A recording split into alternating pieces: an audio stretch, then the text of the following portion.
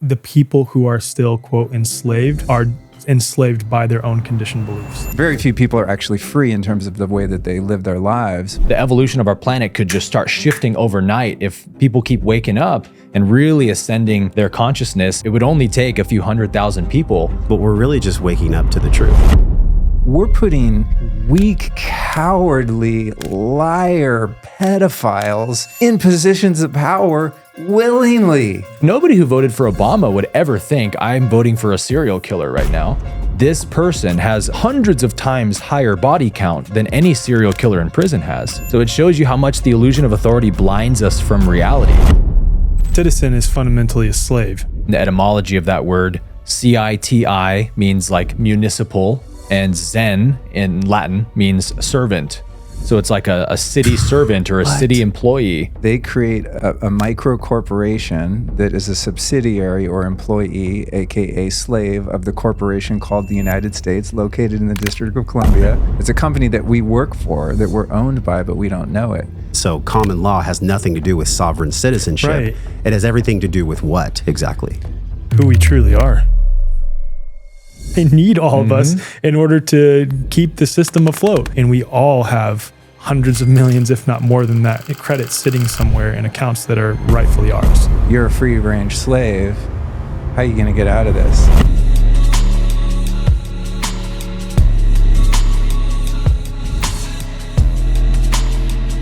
Hey, it's Josh. Before we get into this episode, I have a small yet powerful favor to ask of you.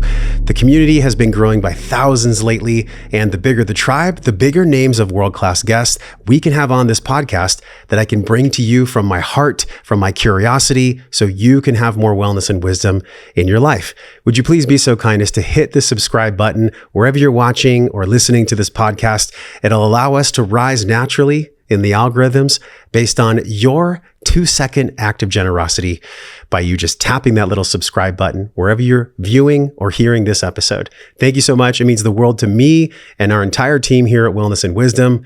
Now enjoy the podcast. This is fucking special. Aaron, Alec, Luke, welcome. Welcome to the studio. Yeah, buddy. This is so dope. Thanks for having us, bro. This came from us at the park, and I was like, who are some great minds that we can get together and just build a freaking fortress of freedom? Here we are. So I've learned so much from you. I'm down to learn from you. I've learned from you. Let's start. How do you guys define freedom?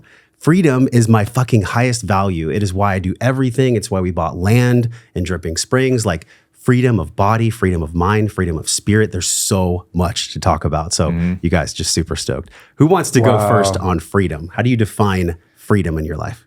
There's levels to the game. You know, it's like, to me, the foundation of freedom is understanding who and what you really are, first and foremost, right? To understand that you're a single point of consciousness that happens to be animating a body. And in order to do that, it requires an intellect. You have to have a brain, you have to have cognition. The body has instincts so that the body stays alive and is able to stay animated. Then you have this ego structure that's there to make sure that all that works in harmony. But many of us live our lives not knowing that there's someone else in the witness observer perspective that we might call our soul or our higher self that's actually the one that's in charge or should be. And that's where the freedom comes from. The lack of freedom is we start believing that we're only the body and that we're only the thoughts that we have and that our only awareness is based on our senses. And so we create our reality, hence enslavement out of our limited perception of what we see in the material world. So to me, the freedom is like a daily practice of remembering who I really am, what I really am. And when I remember that, then areas in which I'm not free in the material world start to become not only really apparent, but they become really bothersome. Because my soul is going, man, you're a free range slave. How are you going to get out of this? You know? And then it's like the bodily sovereignty, medical sovereignty, monetary sovereignty, learning how to be free in a society of people in terms of my external life. But for me, it all begins, and this is just driving over here, sitting here with you guys, just constantly, as best I can, building the practice of that omniscient awareness. That there's a me that's watching the persona of Luke play the Luke game. in the Luke role. And remembering that it's a role, and remembering that it's okay to play the role. Otherwise, I wouldn't be here in this body. It's a pretty fun role. But when I forget that I'm playing a role, then I start to take myself and the world at large too serious, and then I'm not able to be in the world and not of it. I become of the world and completely consumed by my perception. We're all just souls playing roles, right? I like that. That's a good alliteration. That's good. Your new t-shirt, bro. Yeah, by the way, we're rocking Luke's merch. Drop the link, please.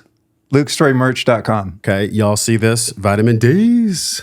That's my wife's favorite. I love it. It's so cool. That was the first one she ordered. I do have one that says, what does it say? It says, I don't have a soul, I am a soul, which is a great reminder to that point. I love heal people. That's what's up. Yeah. And in green too, color of the heart. Oh, interesting. I didn't even think about that. Yeah. Yeah. Well, they say hurt people, which has been the case in my life. When I was hurt, I definitely turned into someone that hurt other people. Mm-hmm. Yeah. But when you begin the healing path and you make some progress, just your mere presence is healing to people. I have a lot of thoughts on that. Hurting people recognizes the absence of free will in someone, where loving people, healing people is the presence of free will. Dope. Yeah. So what about you guys? What's freedom? Yeah. Drop it. I think it's the pursuit of 100% self-ownership, 100% self-governance, 100% self-responsibility, and 100% authentic expression.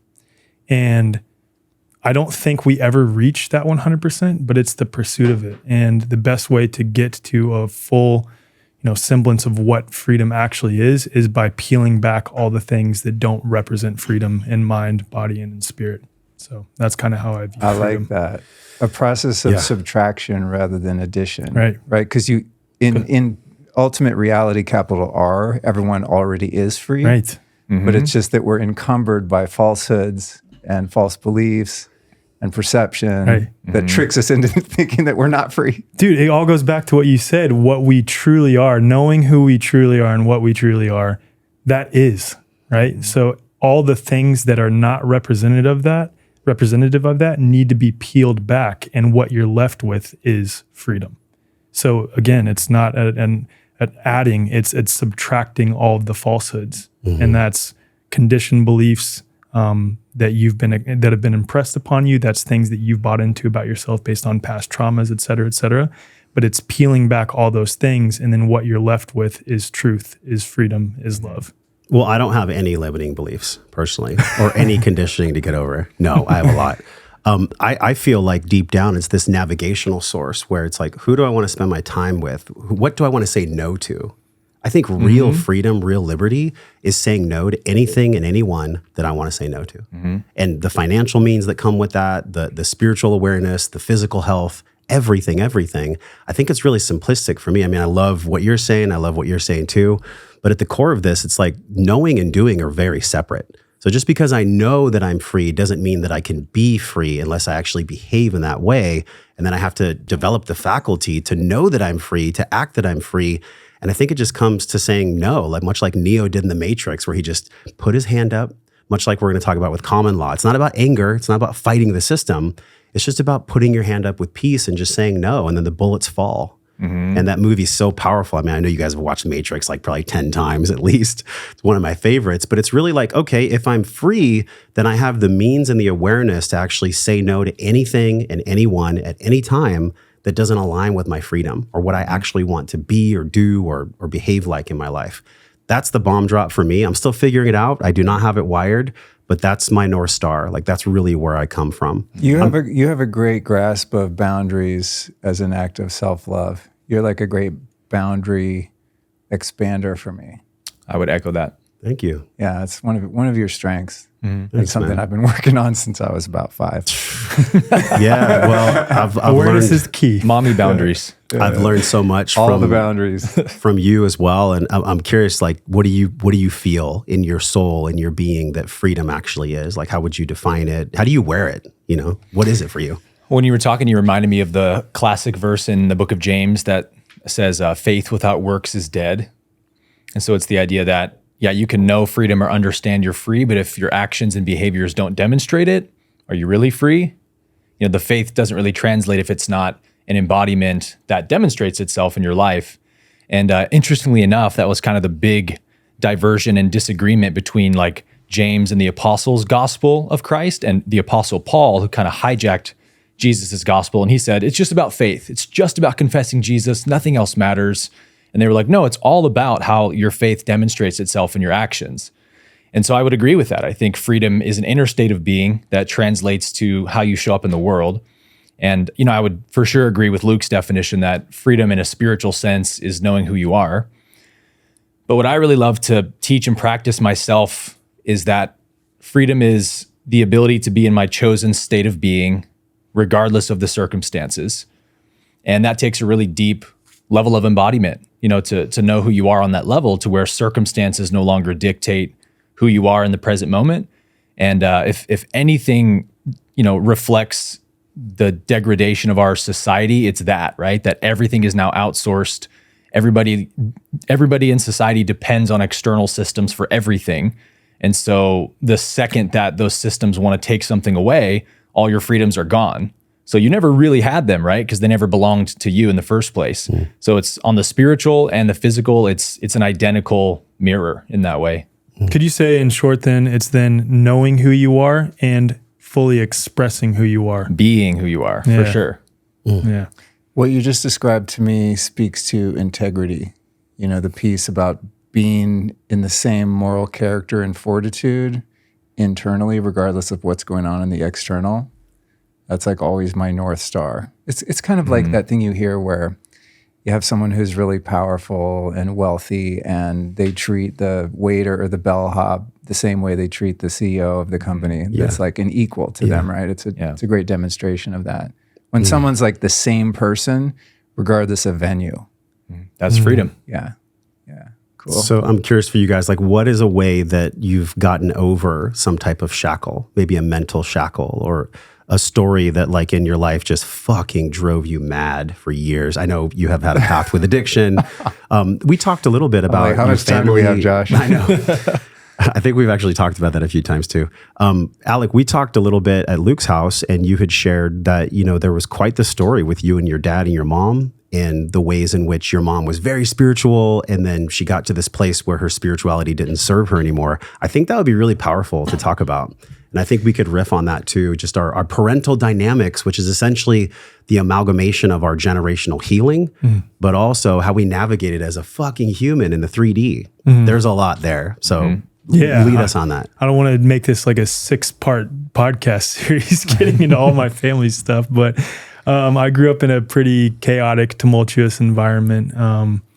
For anyone who knows my full story, they would definitely express that that's the case with me. And it's all relative because all of us have trauma to some degree. But my dad was very much repeating patterns of generational trauma and perpetuating. And I hesitate to call it abuse now, especially because I've fully forgiven him of that. But there was a lot of like physical, mental, verbal, emotional abuse, you could say, at that point in time. And then from my mom, there was a lot of neglect and a lot of enmeshment. And when my dad went to rehab when I was 14, I was the one holding my mom at night, making sure that she was okay, sort of setting my emotions aside, making my identity inextricably linked to my mom's state of being. So when my mom was feeling good, then I could feel safe. And if she wasn't feeling good, then I needed to fix my environment to make her feel good so that I could then feel good. So I was kind of like the surrogate father and surrogate husband for my mom at age 13, Bro, have you been 14. reading my diary? Like, what is happening right now?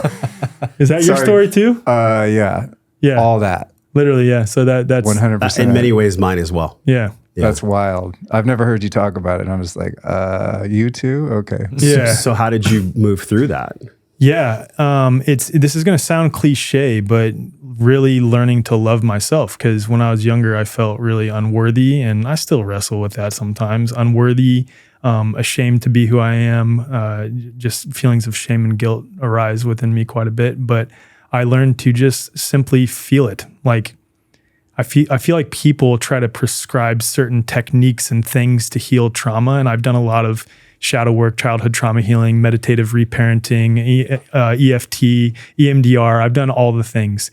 And have you done 5-MeO? I have not done 5-MeO. Okay. But that's a whole different world. It's a different kind of therapy. Indeed. I will say for me, the most powerful thing that I've done to learn to love myself is just feel feelings as they arise. That's it. And just bring awareness to them and be authentic about it. Like, just if I'm feeling a little bit of shame, feel that feeling to completion as it arises. Don't try to stuff it down. Don't try to meditate and cope it away. Just feel it. Yeah. And then it moves through you and it's gone and has no power over you. And you realize you are not those things. I am not shame. I am just feeling this feeling of shame that is a fleeting feeling that will be gone as soon as I feel it to completion. And then again, just like the peeling back that I talked about earlier, what you're left with is genuine self-love. That's what you're left with. You're left with freedom. You're left with full authentic expression at that point.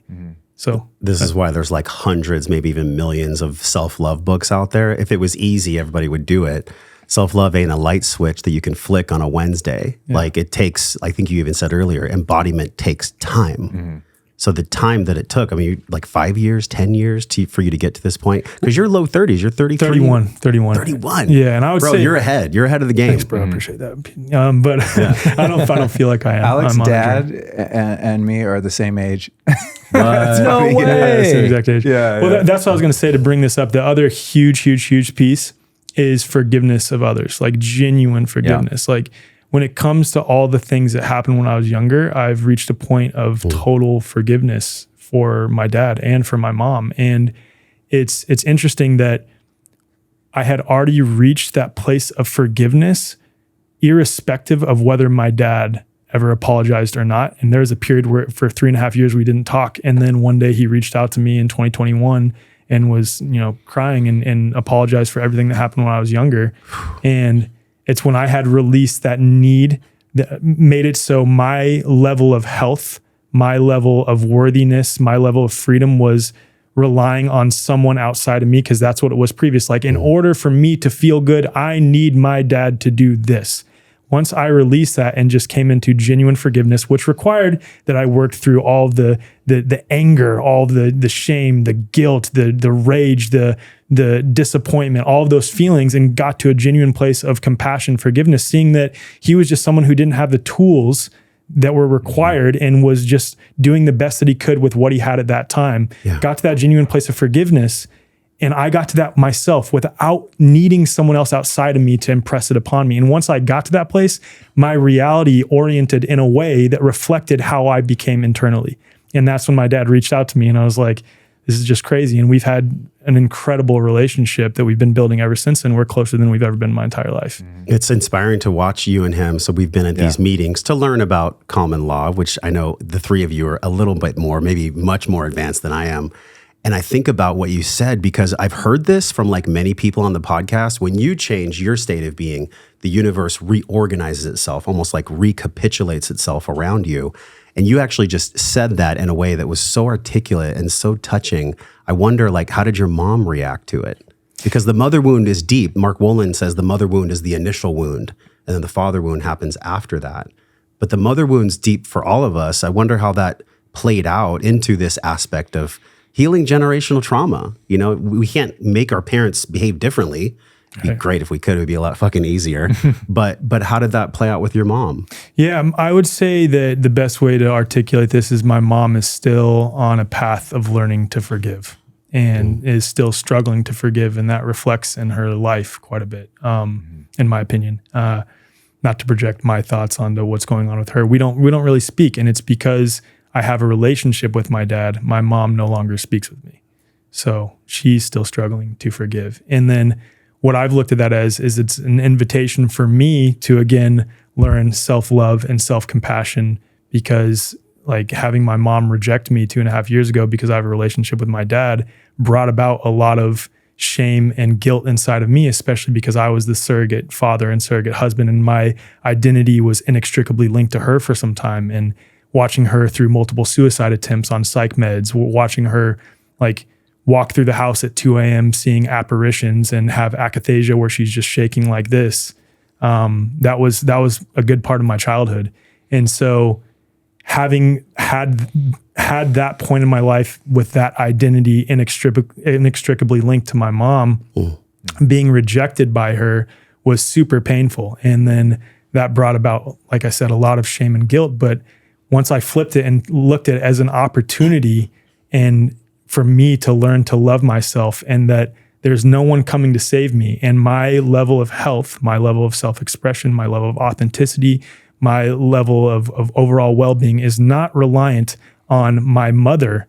That was just another up-leveling for me. And that's what it's become. And it's me learning to do it here first, and then my reality reflects accordingly. And still honoring the sadness. It's not like, you're totally free of sadness. I'm sure it comes in waves, but I love that you said you just feel it. It's like my mom, man. Like it's your mom. It's 2.5 years of not having a relationship with my mom. That's tough. And I would be lying if I said that was not hard. It is hard. But at the same time, I have compassion for her, whatever it is. I can speculate all day, her inability to take full ownership of her own stuff.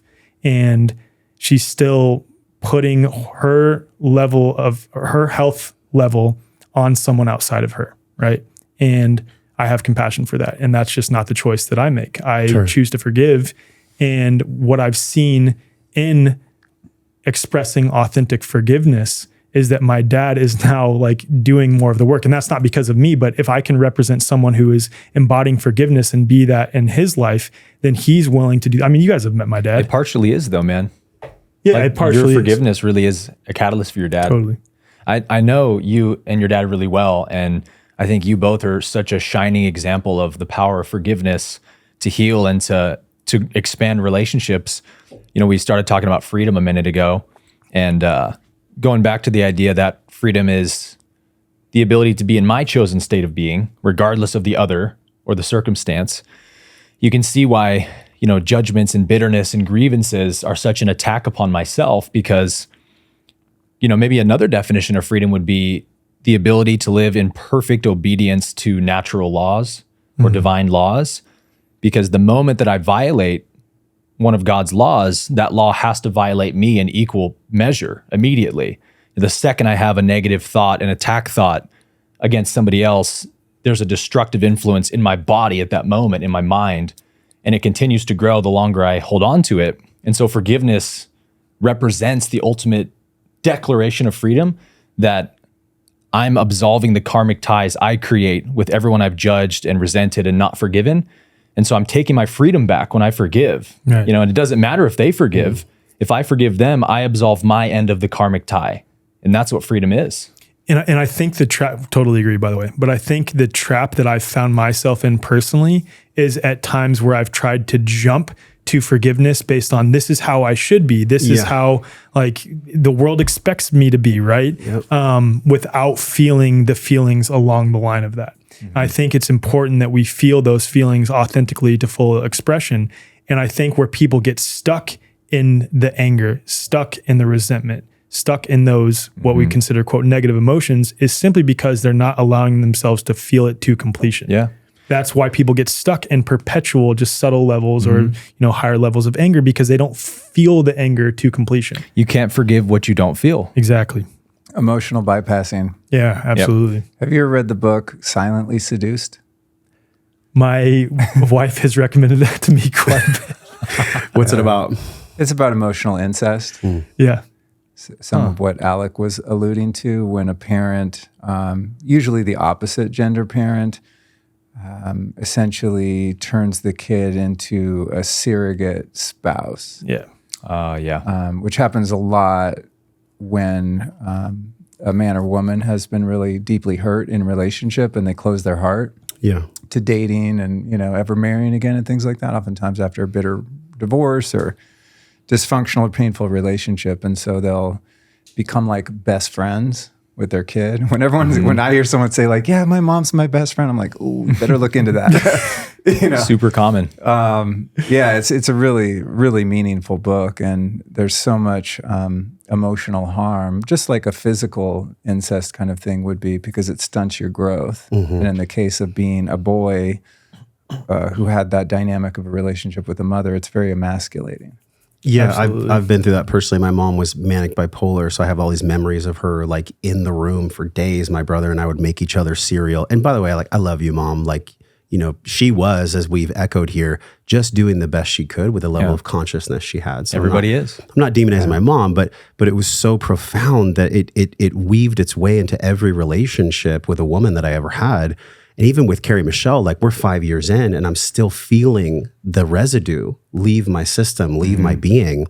So I don't know if the work ever stops. I think freedom is this ongoing path where God, universe, creator brings us these experiences to make us feel or a false awareness that we aren't free, but we actually still are. This is why I'm glad on your shirts you don't have anything that says good vibes only. That is not your brand, okay? Promise me you don't have a shirt that says good vibes only. You can only get to the good vibes if you're willing to trudge through the bad vibes. They're catalysts. All those experiences, all those quote negative experiences are catalysts. I wish I was wearing one of my favorite shirts. It says grateful for it all. And that is legitimately one of my favorite shirts because I truly mean that. Like I look back on the seemingly quote negative experiences in my life and I am genuinely so grateful for them. When I'm in them, a little bit harder to find gratitude for them. But I look back on them, I'm like, wow, that really traumatic thing that I went to led me to this feeling or experience that I'm feeling now, or led me to this knowledge or led me to this pathway. Yeah. And it's beautiful. I'm legitimately grateful for all of them. I wonder how that plays out with you and your dad. I was at your wedding. He had a very unique wedding where he said, hey guys, we're signing this paper in the middle of the wedding ceremony. But your dad officiated the wedding. He was a preacher or a pastor of some sort. So there's a huge interplay of you actually finding the true definition of God through your father's definition of God. There's some nuance there. I wonder if you could share that because our relationship with God is part of the pentagon, right? Physical, mental, emotional, spiritual, financial. Spiritual is big. If we don't have a connection to something outside of ourselves, it's almost impossible to be free, in my opinion. Yeah.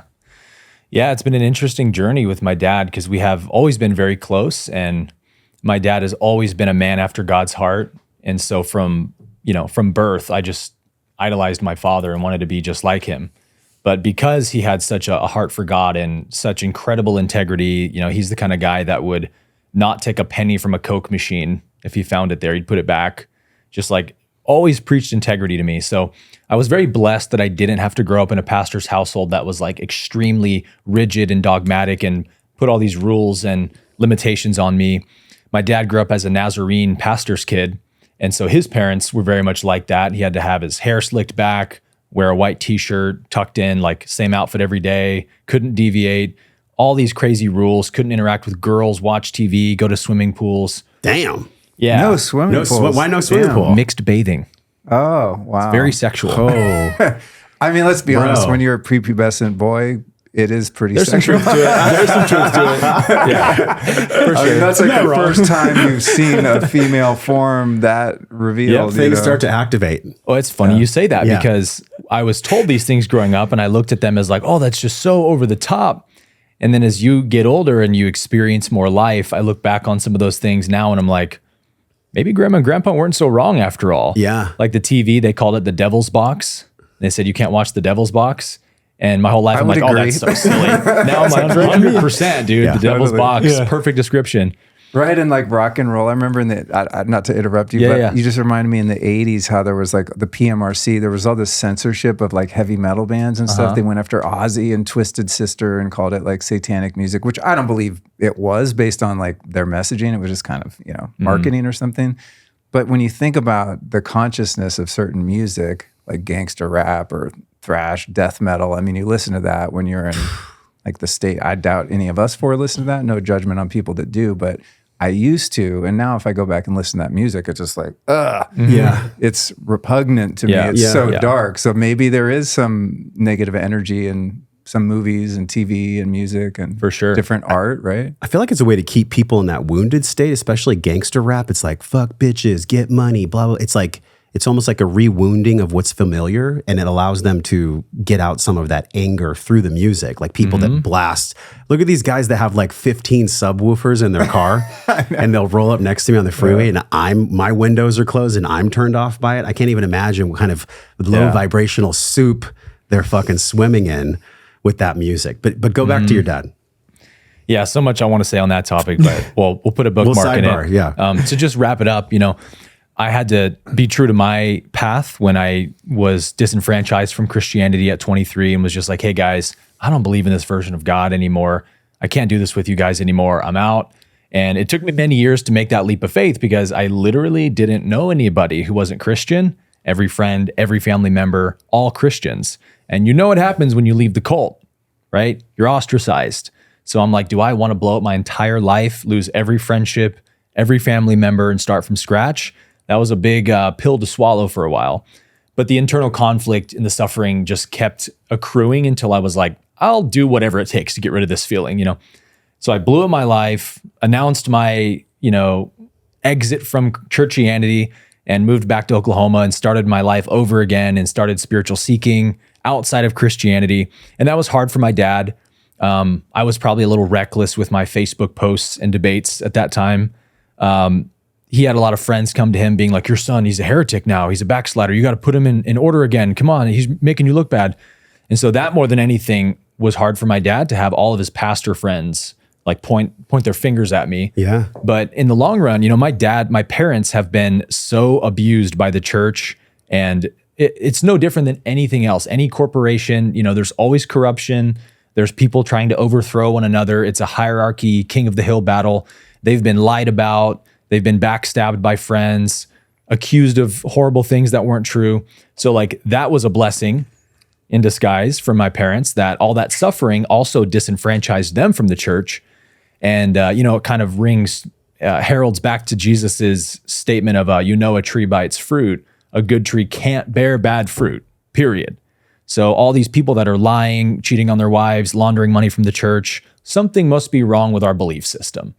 And they've, I think, subconsciously learned that over the decades of abuse they've suffered in the church. So interestingly enough, now my mom was quicker to jump on board with like what I was teaching and sharing. My dad a little bit slower, but that makes sense to me, right? He's a pastor. But he's at this point, like as far as I can tell, he's pretty much on board with everything I talk about. We have amazing conversations. He's no longer a pastor. He's really deeply seeking. He's really into oneness teachings now.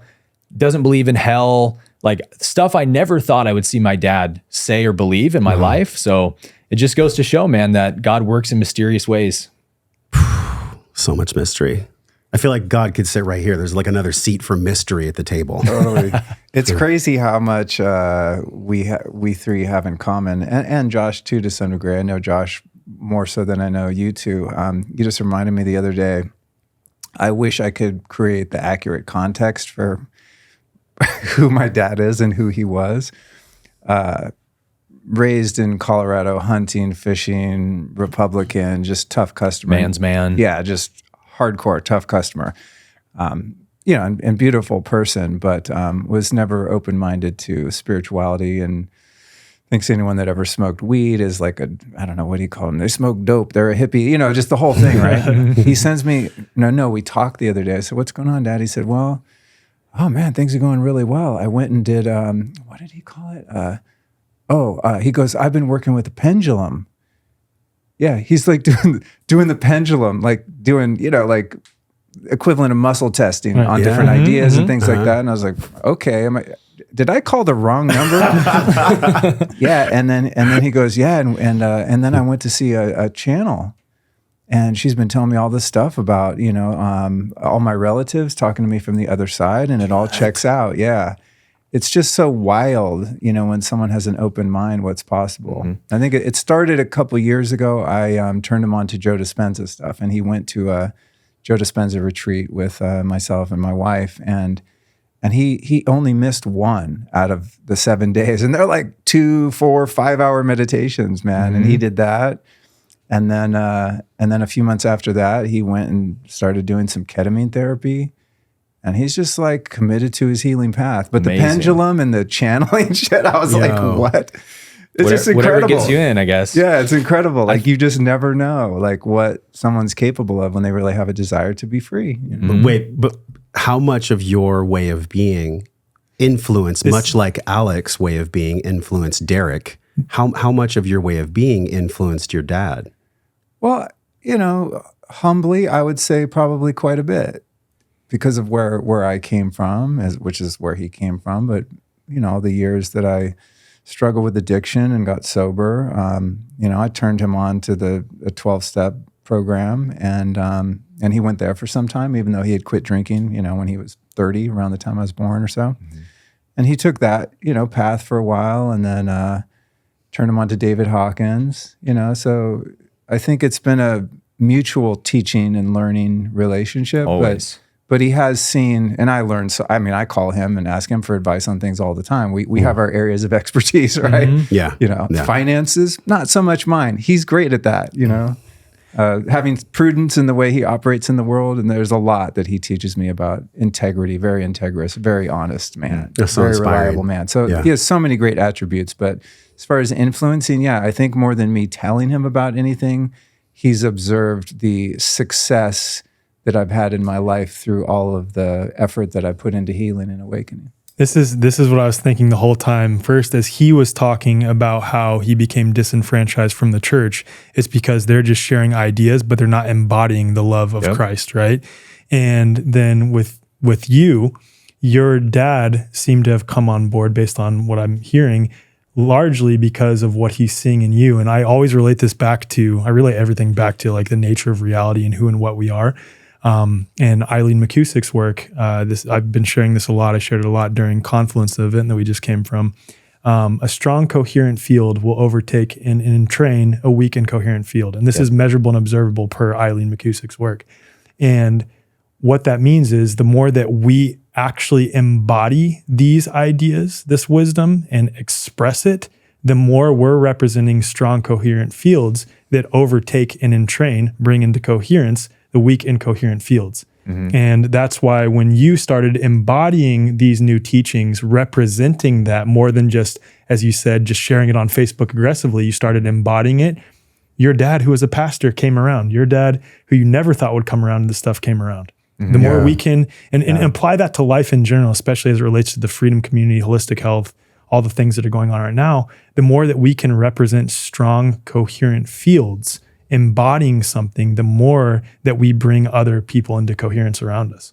It also explains a lot of why 12-step meetings have the miraculous impact that they can have, which I love to talk about. And you've been in David Hawkins stuff. I'm sure you've heard him talk about this, but the coherent field of unconditional love of people who were in bondage, who were suffering, who have found their own version of a higher power together, and that are sort of ingratiated to help other people because they have the empathy for that level of pain.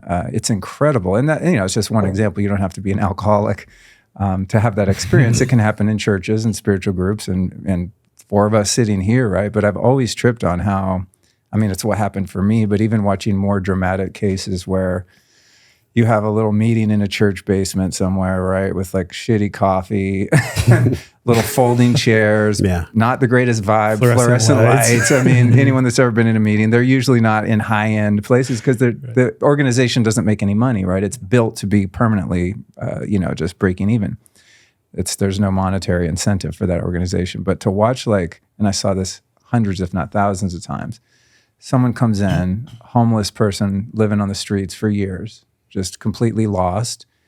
People come in, people love them, give them some of that shitty coffee in a Dixie cup. They start hanging around a little bit. And fast forward a year, they got a job, they clean themselves up, got an apartment, they're getting married and having a baby, and they're a productive member of society. It's like, what did that? Right.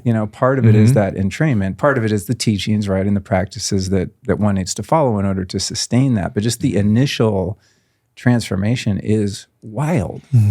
Well, to your point about your last statement, it was actually, ironically, the Facebook debates that I was engaged in that really started to move the needle for my dad, because he told me once that he was, he'd be reading all these debates, and I had like really well-known pastors coming on to try to take me down and stuff.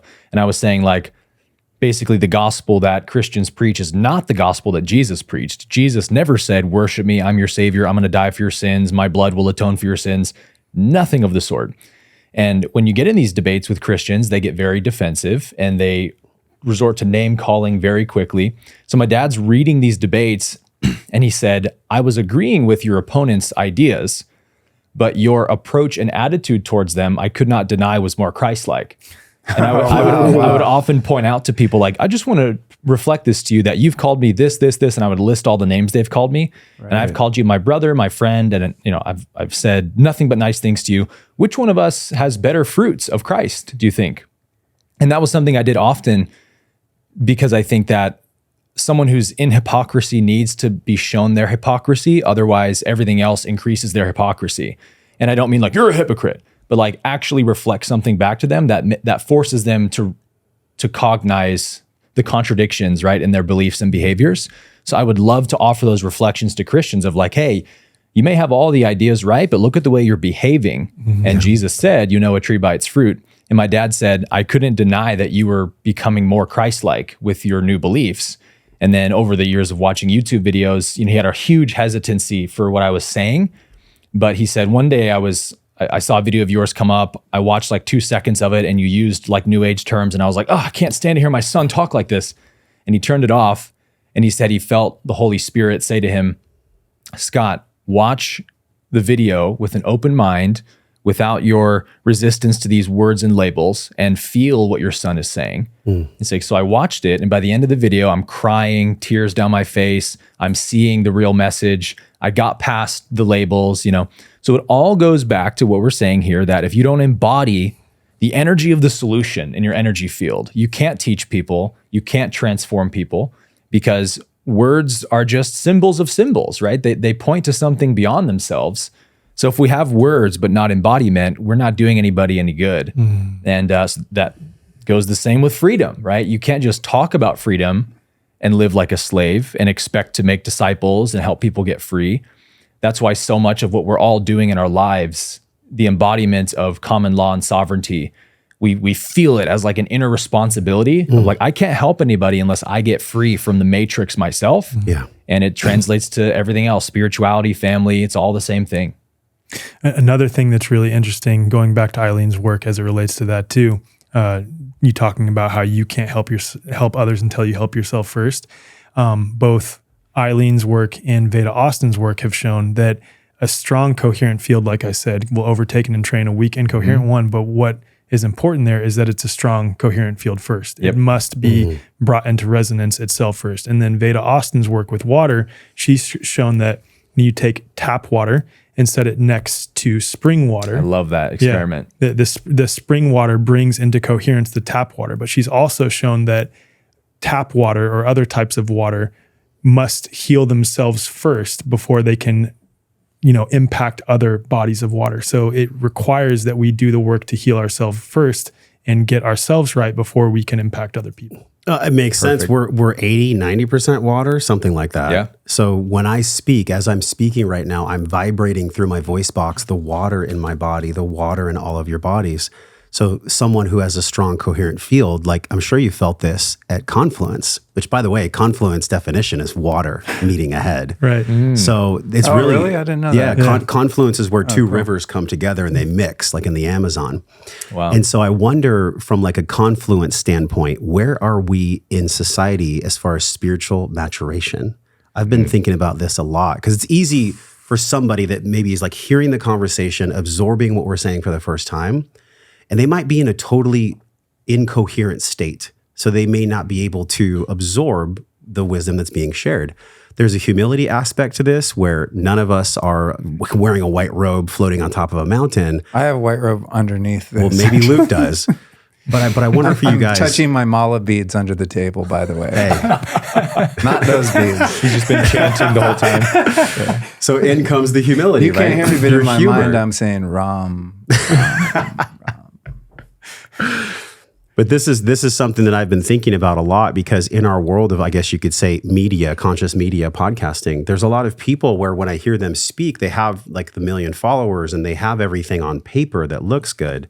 But then when I hear them speak, there's something in my field of coherence that doesn't absorb. It's like my soul, my body, my field won't allow me to absorb what they're sharing because maybe it's the redox system that Zach Bush talks about. I don't know. There's something within me, like a knowingness that knows what they're sharing isn't true, or they haven't embodied it yet. Isn't embodied. This is what I was speaking to with your boundaries. I think one of your most powerful gifts, it's not only the boundaries, right, where you're willing to say no, but you have a really high level of discernment. that tuning that you have, right, of kind of calibrating situations, people, ideas, podcasts, whatever it is that you're looking at. It's a real gift to be able to have that. Most humans, I would say, including myself, can be very easily duped by falsehood. Sure. Because it's just, it's a shiny thing. It's like, oh, this sounds interesting, and we can get led down some paths. I think you and my wife, Allison, are probably the two people I know whose bullshit detectors are the most finely tuned. It can go the other way, though. Sometimes I'll even think you're like a little overly skeptical. Sometimes we'll be in a group and you don't hide it. Josh will be sitting there and he's like, just analyzing. I've already experienced that with him in our group that we had. Sizing up. I mean, I've seen you do this a number of times where you're kind of sitting there and it's like, you're not even trying to hide it. You're just kind of squinting going, I don't know. I'm going to wait and see. But, I think if you combine that with open-mindedness, right? Where like you might be met with like a little question and a little doubt in someone or something, right? And that's, sometimes it's going to be on point, sometimes not. Yeah. But if you have that discernment also with an open mind where you're willing to feel into how much of your resistance is your own stuff versus the empirical evidence of the level of truth or integrity that you're witnessing or experiencing. Sure. I really admire you in that as someone who, I've had to work a lot on my kind of naivete and gullibility. Same. It's like the shadow side of empathy. Our heart chakras are too big, bro. Yeah, I'm like super empathy, super compassion. And I think all those years I spent in addiction recovery, I mean, I've seen people that are in really dark places. I mean, borderline possession type stuff. And I could see the light way, way, way back in the back of their eye, and it's like if they just have a modicum of willingness and humility. I mean, I've seen people come back from the dead, literally. And so, which is beautiful to be able to have that, right? To look at someone and have that forgiveness for them and empathy for them and understanding, but and that open heart and the love that I just have for everyone, regardless of even how evil they might be. The shadow side of that is like giving people too much of the benefit of the doubt and opening myself up to vulnerability, which wasn't as catastrophic when I was single, but that's really come to light in my marriage, where I'm, the gatekeeper of our union and the gatekeeper of our temple, our home. And, one of the great gifts I've learned from my wife, who like you has incredible discernment, is like, don't be gullible. It's cool, be loving, but also the funny thing, I want to say this one more thing. Something I've been working on lately is because my heart is really open and I, when I look in someone's eyes, it's like I just see them, who's behind it. And that sometimes creates a dynamic wherein boundaries start to get eroded because the person for whom I'm opening my heart and showing that love might misinterpret that as something other than what it is. You know what I'm saying? It's difficult to articulate, but it has to do with that boundary. So it's almost like I'm invited to learn how to modulate my heart without closing it, but without just blindly and naively opening it to the whole world and creating a vulnerability for myself or for my wife in that case, or it's actually not loving to allow someone else to cross a boundary. Right? Like boundaries are actually an act of love for all parties involved. Even if I'm setting the boundary for you, it's an act of love. It's a mature love rather than just like, oh, we all sing Kumbaya and everyone's okay. We're all unconditionally lovable. Yes, and people have a lot of character defects. And if someone's unconscious, they can be very dangerous. Totally. Before you go, because I can feel you wanting to go. Okay, so let me jump in. The shadow side for me has been hypervigilance. So I have hypervigilance at times, even challenging you on terrain and virus, which we're going to get into. I'm so happy to go there. Because we get to flesh that out, right? So I grew up in an environment where my dad was intellectually powerful, and I had to learn how to survive by being intellectual. And so my biggest work in this world is actually to embody peace, because I know that really only true power comes from peace. And so when I ask questions or when I dig in, I'm aware of that residue of the hypervigilance from my childhood conditioning.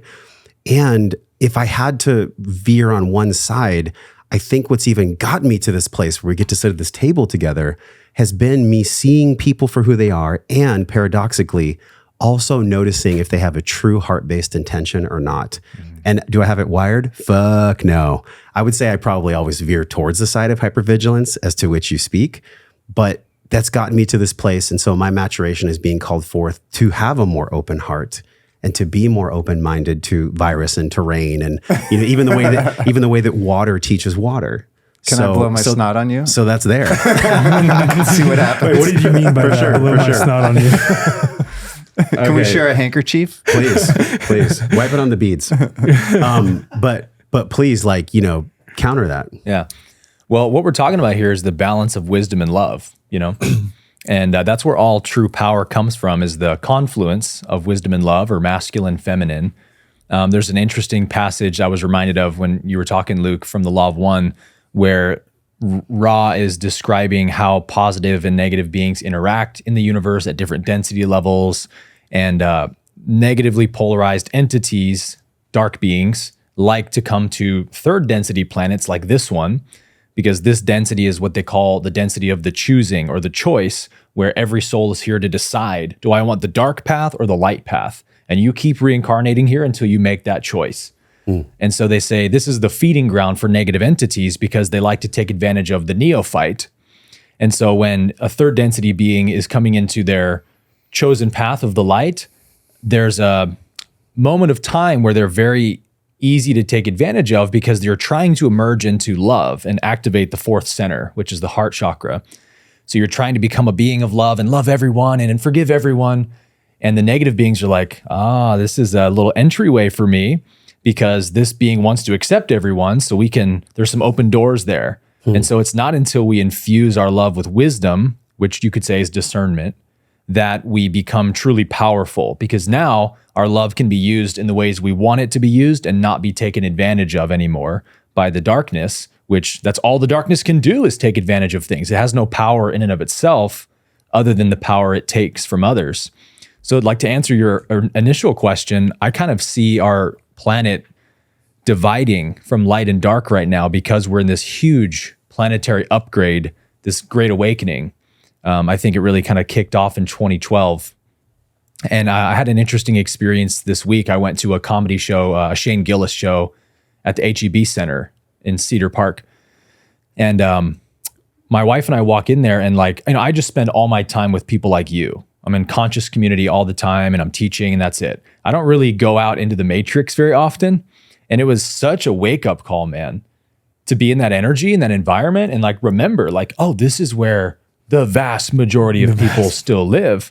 We're waiting in line, this 300 person line, and we're listening to the guys in front of us talking, and this guy's like, I popped a half an Adderall at 4:30, and then a full Adderall at 7, and then I had 4 shots of espresso at 9. Cool. And then I did this and that. And he's describing his day and to get what he has to do to get through his work day, just to have his night out with the boys and just living to fight another day. And to be able to go pound 16 beers at the comedy show. Exactly, bro. I walk into this HEB Center, and everywhere I'm looking, everyone has a 16-ounce beer can. I go into the bathroom, and every guy in the urinals is chugging beer, and everyone has this numbed out, dissociated look on their face. And it just hit me everyone here wants to dissociate from life. That's why they come to these events, to drink and be with their friends. They want to forget about their life because they're plugged into the matrix. It's so painful. They can barely afford to live. And I think we're just at this nexus point in our planet where there's a line of demarcation being drawn, because our planet, according to the Law of One, has graduated to the fourth density positive, which requires a 51% or greater service to others orientation. So 51% of the people on the planet at least have to be more loving than not for the planet to graduate. So apparently our planet just barely made that graduation point, but there's a ton of negative karma on our planet right now that needs to be healed and purged over the next few centuries probably. And it seems to me like when this happens, probably on every planet in the universe, the source intelligence creates this really strong dividing line between those who've chosen the light and those who maybe haven't made their choice yet, don't know that there is a choice yet, and those who've made the choice for darkness. Everyone in that group doesn't belong on the new earth, right? So gradually they're going to have to phase out of this planet, And that just means like when their incarnation ends, they can't come back to this planet again. They have to go to another planet to continue their life cycle because this planet has chosen the path of the light. And that's just the way I see our society right now, is that it's very harsh to be in our world as a being of light because it's supposed to be. We're supposed to feel averse to these systems and to disconnect from them and build our own communities because the old world is crumbling. It's been transcended at this point, and we're moving into a new earth. So there's going to be some flames going up for a while, if that makes sense. What I think, the way I relate love and wisdom is that love is what we are. Love is what those people are, and wisdom what is required by us until those people figure out that love is what they are. You have to have the wisdom in place because you have to be able to set boundaries with people who don't realize who and what they are. Yep. And that Well goes said. for other people who are, still on the journey of figuring out who and what they are. That's why boundaries are and also required. basically, let's just remember we're better than all those people. So there's that. No, just kidding. Aaron, you're the resident biblical scholar. Yes. Yes. I've at various times in my life tried to read the Bible, and I can't get past the languaging. Right. So many years ago, someone turned me on to the writer Emmett Fox. He was a writer in the New Thought movement, and in fact, it was a mentor of mine early in my sobriety, and he, we would talk a lot about the history of Alcoholics Anonymous and stuff. And early, before they had their own book, which people call the Big Book, they had these groups called the Oxford groups, and they were kind of a non-denominational Christian group. And two of the main books they would read were The Varieties of Religious Experience by William James and Sermon on the Mount by Emmett Fox. Emmett Fox wrote a lot of books, but that's probably his most famous. I've read that one. So he gave me this book, Sermon on the Mount, and because I was so illiterate about the Bible, I didn't know it had anything to do with the Bible. Because I wasn't familiar with that term. And then, once you start getting into the book, you realize that's what it is. So he kind of Trojan horsed that message to me. And his teachings are beautiful because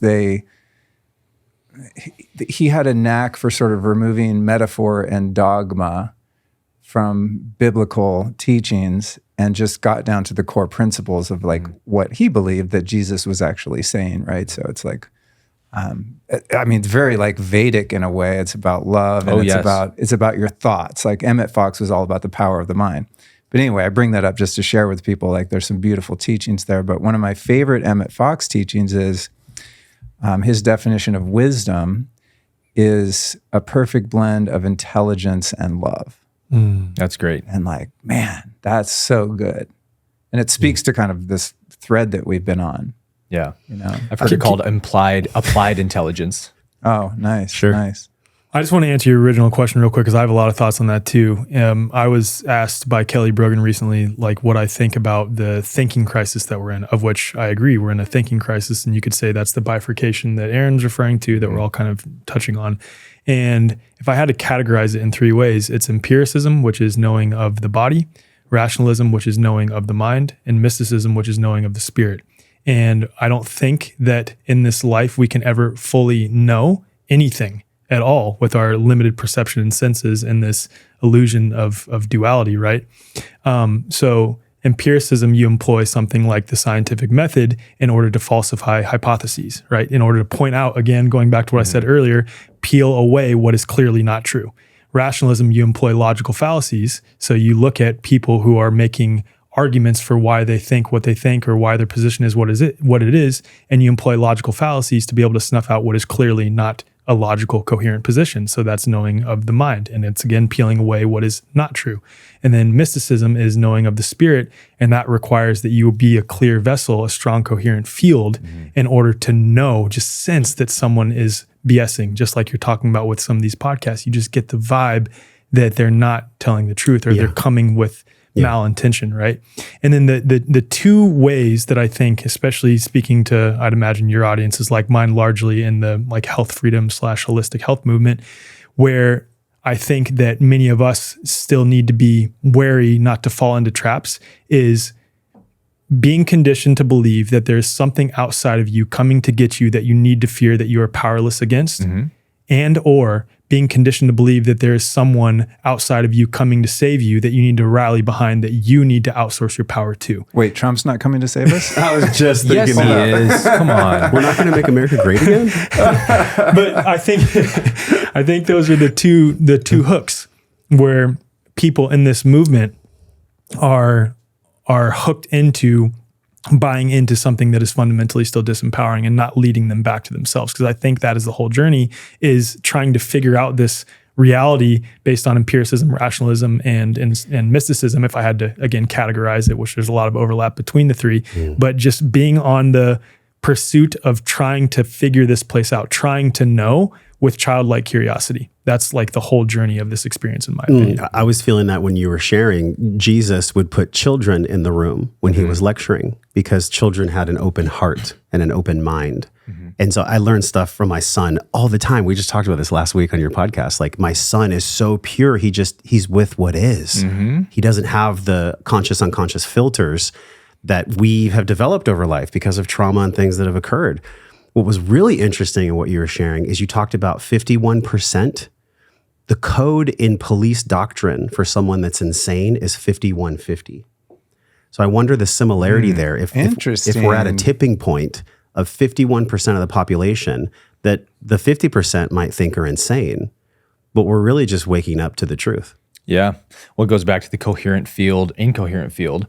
It's as if the universe is waiting for a planet to reach even just the slightest coherent field, 51% or more, to say, okay, this planet has chosen the light path. Now we'll move them on to the next level of their evolution. And interestingly enough, it takes a planet a long time to actually make that 51% grade. We've seen that on our planet, right? Like, how long have we wandered in the sinkhole of indifference, not really choosing the light, not fully choosing darkness, but just stuck in the middle? Coherence is not easily earned, even 51%.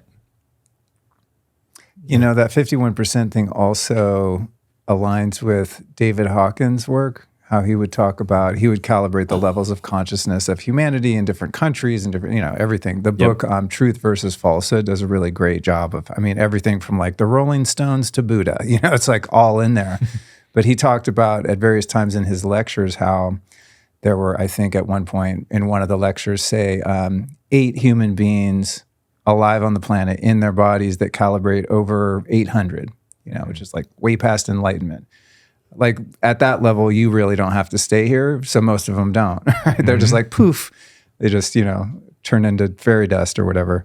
But the way he explained it was kind of in the tipping point that, say you have 8 enlightened beings on the planet, some of whom aren't even known publicly. It could be like your janitor or whatever, right? Yeah. They're just low key. Yeah. The power of those 8 people that are over 800 is exponentially more powerful than the other 8 billion people who are under 200, the level of integrity. And that's the interesting thing about consciousness and the level of love, is that love has so much more power than those energy fields that lack love. So that aligns with the tipping point of the 51-50%, right? Because it's like, what is keeping our planet from completely imploding right now? Because when we look out through a certain lens, it's so dark, right? And it's like, well, how is it not just devolving into savagery and like outright slavery? We're in a free range slavery kind of tax system, which we can talk about, where very few people are actually free in terms of the way that they live their lives. Yeah. But why isn't it even worse? And why has it, if you go back in history, as dark as it seems now, at least now it's covert slavery, right? At least now the population's being decimated by a fairly innocuous bioweapon, rather than just Viking hordes coming in and raping and pillaging your shit, right? It's a subtler slavery. Yeah, it's trippy. So if you look back, because you think right now, wow, it's so dark, but we have come a long way from the raping and pillaging to slavery in so many different countries of so many different cultures. And you can kind of see the scale gradually climb, but where we are, it still seems quite barbaric, but it's much better than it was 10,000 years ago, for example, in one perspective. And it must be because of what you're describing, right? That the collective consciousness of the species of humanity is ever so gradually rising, and then the tide kind of rises with, rises all those boats. Yes. It's such an interesting point, man, because Hawkins talks about that in Power versus Force, I think, how much power those positively polarized beings produce compared to the negatively polarized beings. I think David Hawkins says something like someone who calibrates at 500, which is the level of love. That means you're fully living from the heart chakra level, right? One person calibrating at that level is producing as much energy in consciousness as, I think it's like 600,000, it might be 1 million people under the 200 line. Right. So that's why it looks so dark on our planet, because we have these light beings, like ourselves even, just kind of anchoring the planet down. But like every light being on the planet is equivalent to maybe thousands, millions of beings who are under that 200 mark. And so, yeah, it looks like almost everyone in the world is still living in the darkness. And it's kind of true, but on an energetic or frequential level, there is more light than dark on our planet. And so you can see how the evolution of our planet could just start shifting overnight if people keep waking up and really ascending their consciousness. It would only take a few 100,000 people reaching the 500 level to just overwhelm the planet with light and expose the shadows like overnight. That's going to basically happen for anyone that listens to this podcast. They're feeling the infusion. Yeah. Yeah. I'm joking, but it's kind of true. I mean, that's one of the things, hold that thought. It's one of the things I think that's so cool about independent media. Right? 100%. Despite all the censorship and all of this, like, some people like us that are on the path and we're learning, we've learned a few things, we can pass it along. We can speak freely and have long form conversations like this that are, as public as we can make them, right? Whatever reach we can kind of cultivate, they're going to have. I mean, and listening to stuff like we're talking about is 100% the basis of my awakening, my healing. Listening back in the day, it was like, there were these like cases with cassettes in them, and I was listening to Stuart Wilde and Wayne Dyer and Deepak Chopra and a bunch of different teachers. And to reprogram my mind, I would just listen to those. And I still do this too, podcast and Hawkins lectures and all kinds of things. I would all day long when I had a job in LA where I was driving, and I would just reprogram myself. I mean, basically 24/7. I would even sleep with them on. And then they graduated to CD booklets, with like 12-part CD. Yeah. And then podcast came out. It was like, oh shit, I don't it's even way need more readily MP3. available. Podcasts are changing the world. Like the amount of information, the message that is needed to transform our individual lives and our collective consciousness as a species, it's all right there. And it's 99% free. Yeah. It's crazy. This speaks directly to what I was going to bring up too. The crazy mind fuck surrounding all of what's going on the earth right now is that overwhelmingly the people who are still, quote, enslaved are enslaved by their own conditioned beliefs.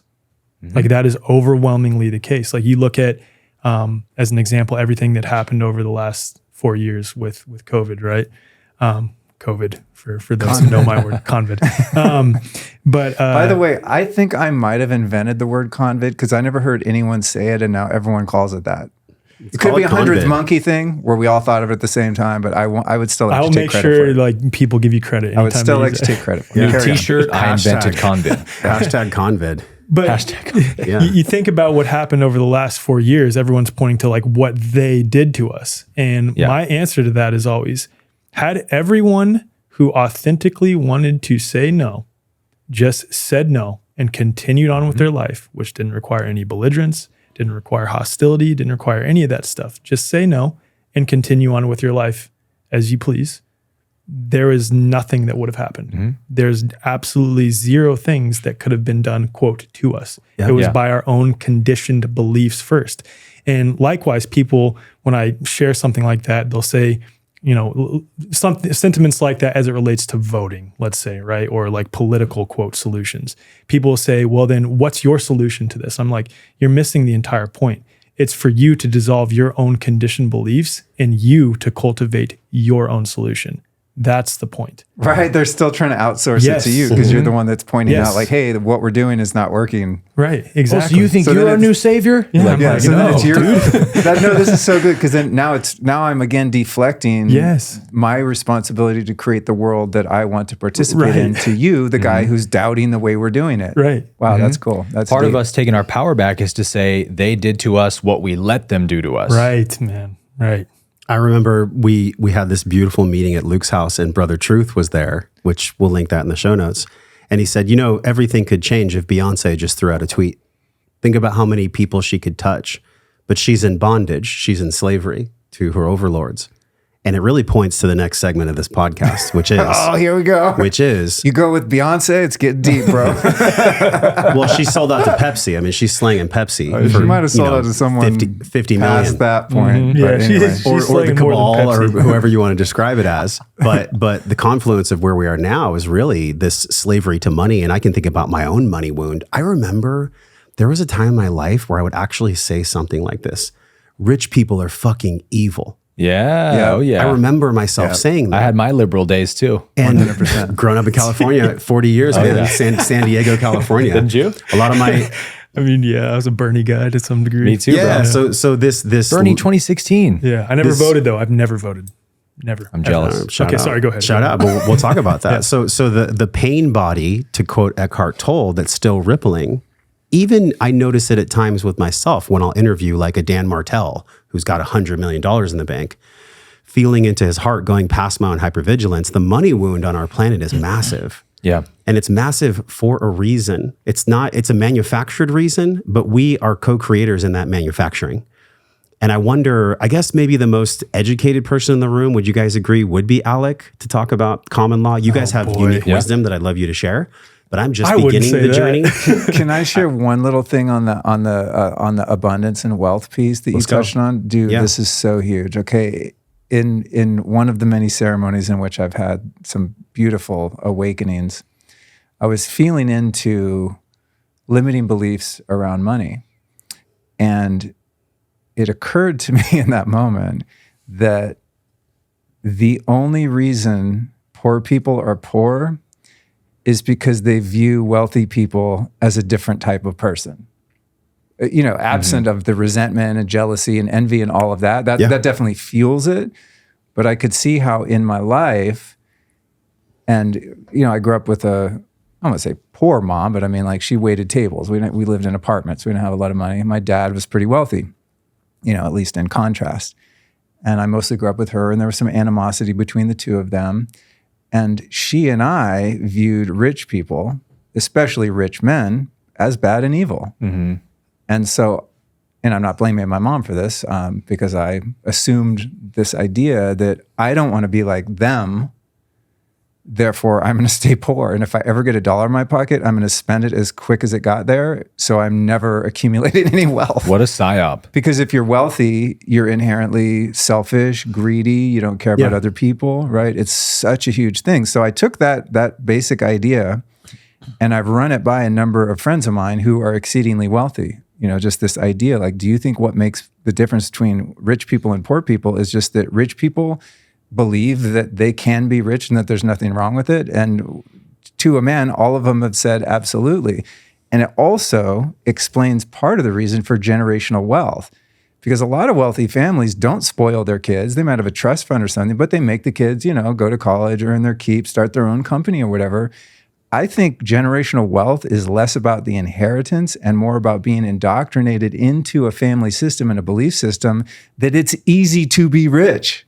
That's it. And that there's nothing wrong with being Mic rich. drop. Yeah. Like, that is the crux of it. And I've asked many of my super rich friends that, and they're like, 100%, that's the whole key. I go, how did you get rich? They go, I just never believed that I couldn't. You know what I mean? Yep. Like, it's that easy, you know? And this is something I'm still working on, because I still have a lot of that programming of just like, I don't know, I don't want to be one of those guys with like the nice car and the nice house and be ostentatious and pretentious. And even though I'm not that way, it's like, I don't want other people to view me that way. Therefore, I'll keep myself in kind of the middle class box, because those people are bad. It's crazy. It's a crazy mind virus. So I just wanted to share that. It's so good. There's an unconscious layer too, where it's like, oh, if I make more money than my dad, then I don't have that connection with him about rich people are evil. Or if I make more money than my mom or my friends, then I'll lose my friends. It's an unconscious identity piece to which you're speaking of.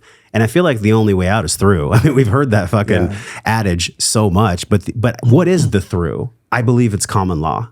I believe common law is the through that we're all wanting and desiring. Beautiful on a very deep segue, level. Josh. Beautiful segue. Well, you're such a good host. yeah, you're very good at what you do. Such a great Very good at host. what you do, Josh. So I would not consider myself the most knowledgeable person at this table. That's okay. We all do. I mean, you're up there, bro. Yeah. Okay. But as it pertains to finances, let's say credit, the mindset shift, and I can only speak to my experience in the United States, but this largely applies with every other country on the earth, every other location on the earth.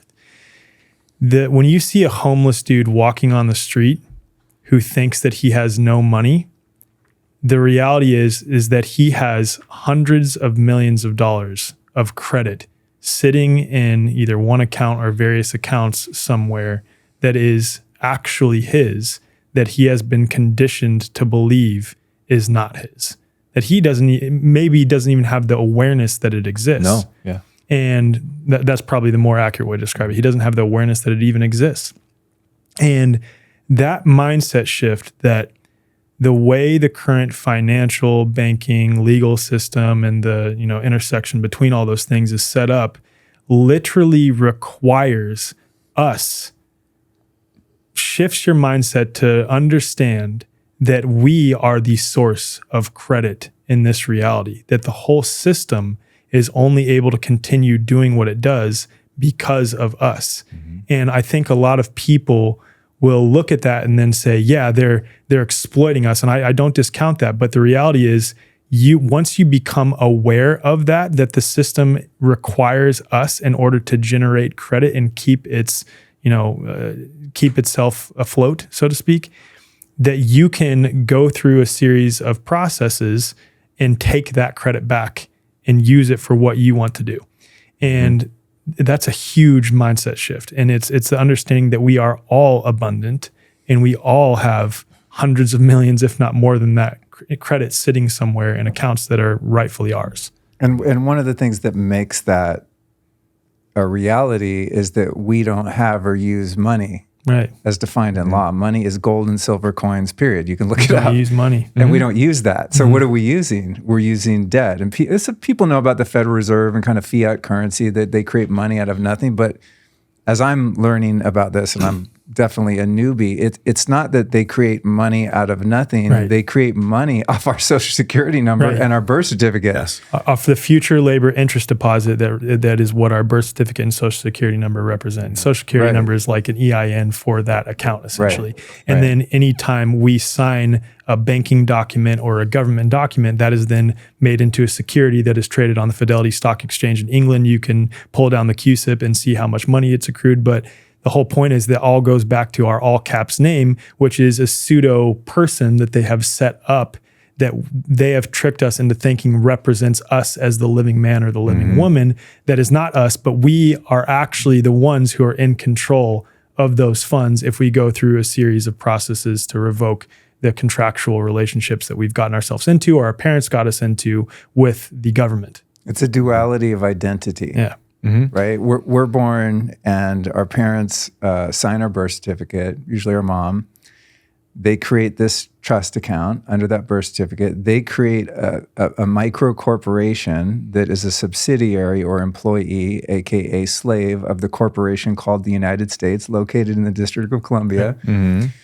When we start getting ID, we got our Social Security card, we go get our first job at Pizza Hut, and we sign that I-9, and we say we are a U.S. citizen, and we start to buy into the income tax game and all of that. Then for the rest of our lives, unless we hear someone like you talk about it, we think that all caps name on every bill we get and every sort of government document that we get, we think that's us. Mm-hmm. The fact is, none of us listening or none of us in this room have ever gotten a bill. Mm-hmm. The corporation that was created on your behalf, really to benefit you in a way, if you look at it that way, is the one that gets the bills, right? So part of the common law journey and the correction of status, which I'm sure both of you could probably speak to in greater detail and accuracy, it's almost as if you become the attorney acting on behalf of that corporation. Just like, I have an LLC, right? And it's like, I know I'm not that LLC. Mine's called Luke Storey Inc., and it's in all caps.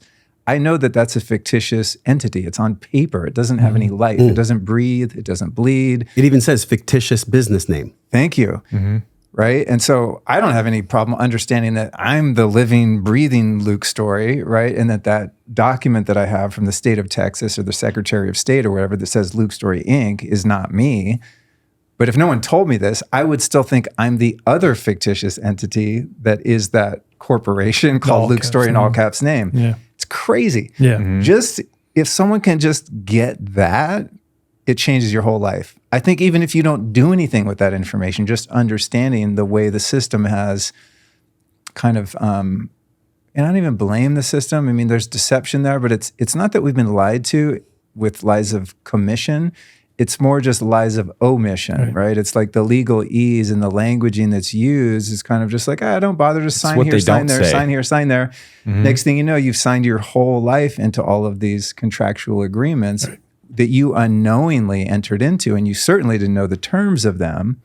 So back to the self-love, the process of becoming free in the material world, which is really a spiritual freedom from a meta perspective, is just going back and reverting or nullifying all of the contracts that we've unknowingly signed into without understanding the ramifications and the context of those agreements. Right.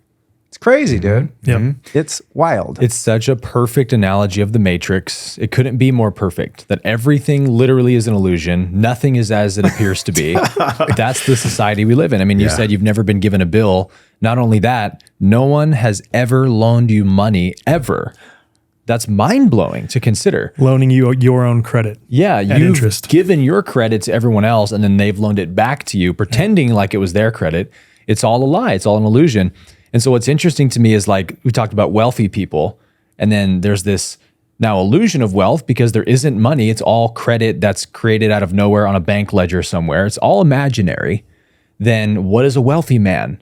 It's a man who believes he's wealthy and everybody else agrees and plays along with him. He doesn't actually have anything of true value. He has credit in an imaginary bank account that he uses to buy things with. And when he buys a home with it, the person says, I'll take your made up imaginary fake money. Here's your house. You know, it's like, it's truly mind blowing how deep the Matrix goes. And so I love the spiritual parallels, especially of common law, that you were talking, Luke, earlier about being the observer of Luke, the personality, the story of Luke, ironically. Nice. You're watching that. Good connection. Luke is a story. Storyteller, bro. So who's watching the story of Luke, right? Well, that's you and your fictitious entity. It's just like enlightenment, right? Enlightenment says you're identified with a false self, and enlightenment is just the removing of that false identity and the accepting of who you've always been, you know, the observer, pure consciousness. And that's how you have to break out of the Matrix as well, is to say, I've never been this fictitious corporate entity, the all caps name. That's not who I am. I'm the living, breathing, flesh and blood man or woman who is the agent of that entity. There's a line in A Course in Miracles I love that says, all creation is extension, because you can only create out of what you have, who you are, what you are. And so, you know, Luke Storey creates Luke Storey Inc. So that's your extension. It's part of you, but you've mistaken it for the totality of you. And then the darkness takes advantage of that ignorance and enslaves you with your own extension. That's what the legal fiction is an extension of you that they fool you into believing you are. You sign all those documents and agreements. Yes, I'm this all caps name. And then they own you by way of your own extension. So the spiritual parallels are fascinating to me. Well said. I'm going to take a breath right there. Well So yeah, the path to liberation and freedom in this construct of 3D reality Knowing who in you human are. form is actually just claiming that I am a sovereign being. Mm-hmm. Now, I'm not saying that's easy. Just because it's simple doesn't mean it's easy to execute. Don't claim you're a sovereign citizen.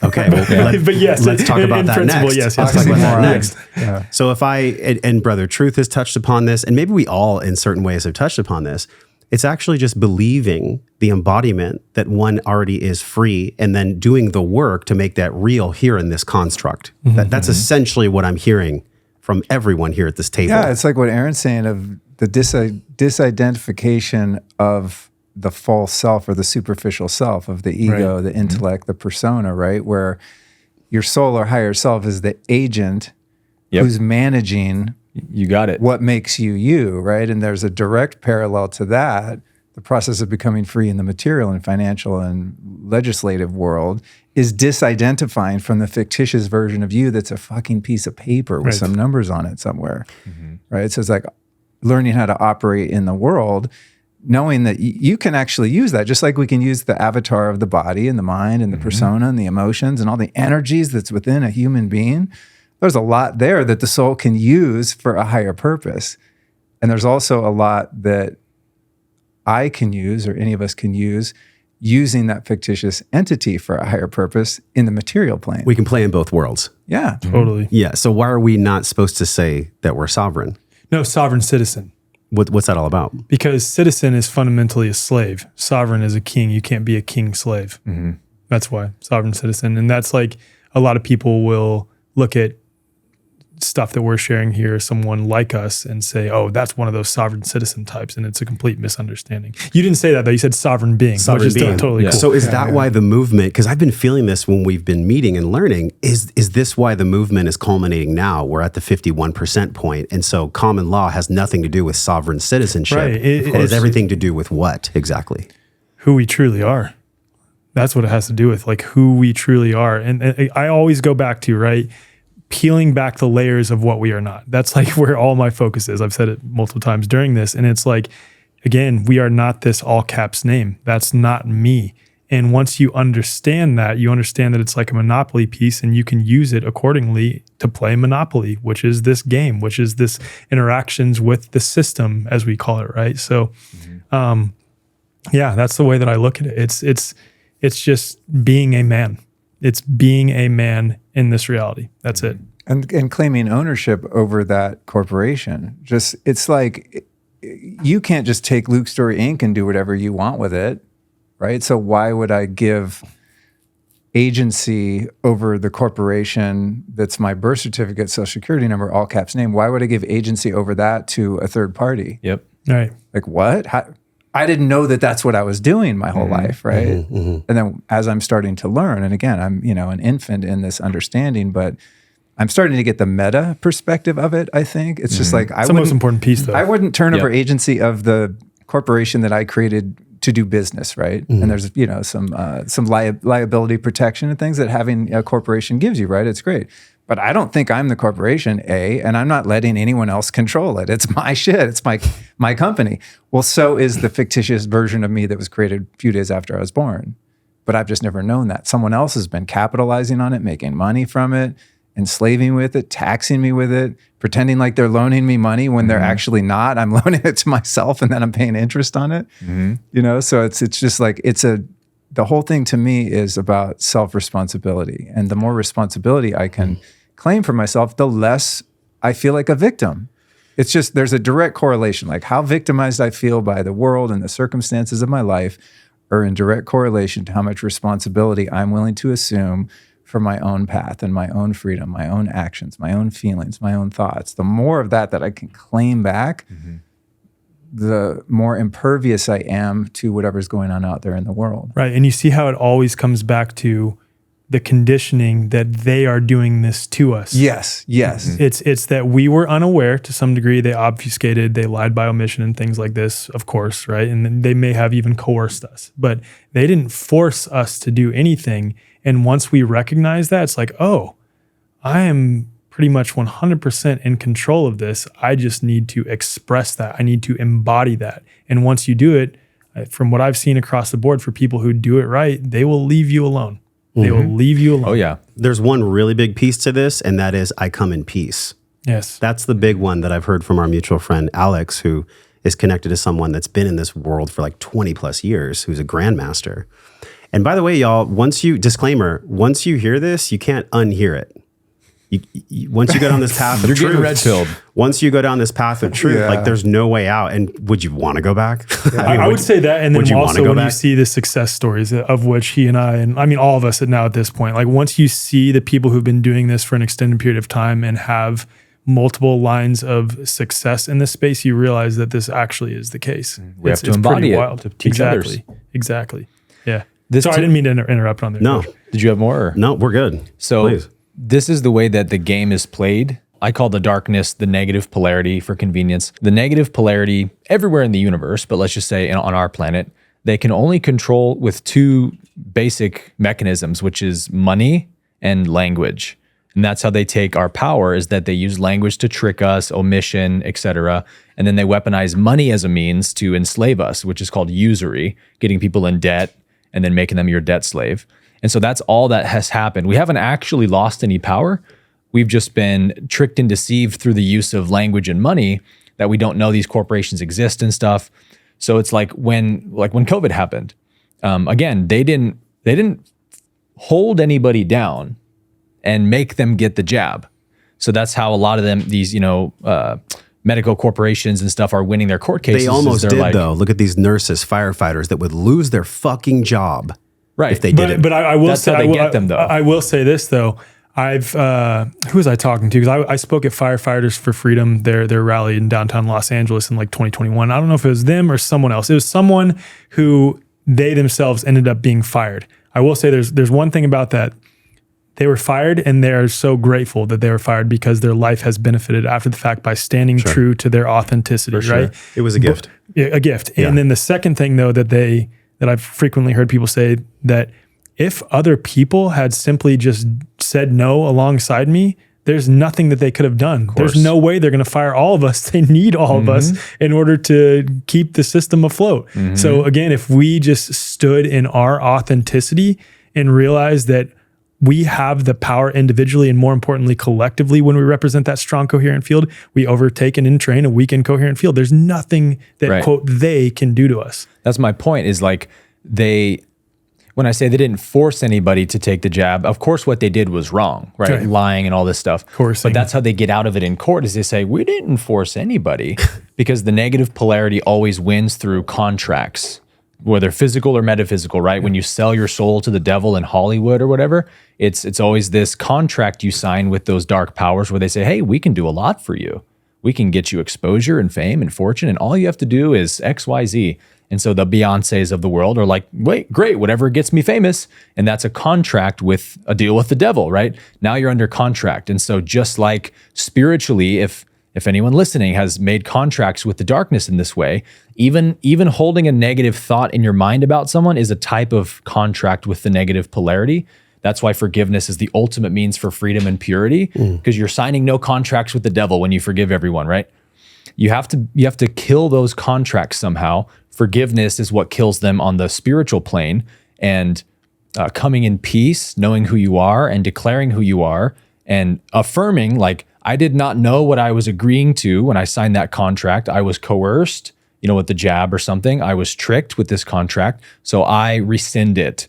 Under peace. I'm not in conflict. I'm just rescinding a contract. Yeah. That's how you do it on the physical plane. So either way, you're doing the same thing, is you're canceling your contracts with the negative polarity, but it's much more complicated, let's say, on the physical plane, because they've weaved their web in so many ways that these people didn't even know what was happening. But there were those few nurses and firefighters who knew some common law, and they were like, wait a minute, they can't coerce me and put me under duress to take a jab. That's illegal. And they were able to affirm their rights under common law, and they didn't have to take it. But those people were not talked about in the media. 100%. Nobody knew that was happening, but it was happening. Yeah. I remember the example now is Ian Smith. He's the one who said, because he was talking to me about how prior to the day where he made the decision that irrespective of what the New Jersey state government says they're going to do, he's going to just stay open. Whatever. He had a group of 500 other businesses who were all rallying behind him like, yeah, we're going to do it too. And it ended up being like 2 of those 500 who actually did it. And again, in hindsight, he's like, this was the best thing that ever happened to me. Standing on authenticity. Was it hard? Hell yeah, it was hard. I mean, the New Jersey government wrongfully confiscated a bunch of money from him and things like this. They fined him like millions of dollars. Yeah, millions. Every day was like $25K or something. Ian Smith, crazy. He's the man. He's such a good dude in person too. He's one of those guys, like, you see him and he has a lot of attention on him, and you like wonder how he is in person. And in person, he is salt of the earth. Awesome human being. And what he often says is that had those other businesses simply just said no and followed along with him, again, there's nothing that the New Jersey state government could have done. And they did bring down the hammer on Ian, but they still didn't really do much in the grand scheme of things because he stood true to his authenticity and said no and had a strong no. And that's why we have to build conscious communities, because then more of us can say no together and there's nothing they can do about it. But they win by keeping us divided. You know, you live over there, I live over here. We're all suffering in silence, separate from each other. We can't rely on each other for these things. We can't share knowledge and information. But just imagine if we had a community, even of just like a couple thousand people, like here in Austin. And the way I see it is we have law experts serving as like the perimeter defense of the community. Yes. Where we have these law experts that understand how the game works, and they act as the shield that protects the community from the tentacles of the matrix getting in. And then I think the next thing you would need is like the pole in the center of the community that grounds it is like a shared spirituality where we come together, we worship the creator together, we commune and love each other. When you have those two things, a shared strong sense of spirituality and a protection of common law experts defending the community from the matrix, you can do whatever you want then. You can make any technologies you want. And in that system, I think it would be impossible for there to be a cultish leader, because it would be about serving the all. It's There's a team effort. no way in that type of structure could there be like, you know, some dude that makes everybody drink the punch. That ain't gonna fucking happen. Because the mission is so palpable, so clear. It's literally impossible for people to even label it a cult, because they would look at it for a second and be like, oh, well, that's actually just a community of people who are free. We're all serving each other. Well, also, you know, for the charismatic leader, the archetypal charismatic leader to start to exploit and subjugate their followers, say in a commune or something like that, right? Yeah. Mm-hmm. There has to be an adoration and a pedestal upon which the group has put that person. Right. So like say us four right here, we're like, hey man, I got a piece of land. Let's each build a house. We each get 2 acres. There's no way if I started to become megalomaniacal that you three would be like, oh, it's cool, Luke. Let's all follow Luke. Let's all follow Luke. You know what I'm saying? Totally. You guys call me on my shit, right? For sure. I think that's, I mean, you know, you've turned me on to this, what do you call it? Anarcho-capitalism. Anarcho-capitalism. And maybe we could talk about that.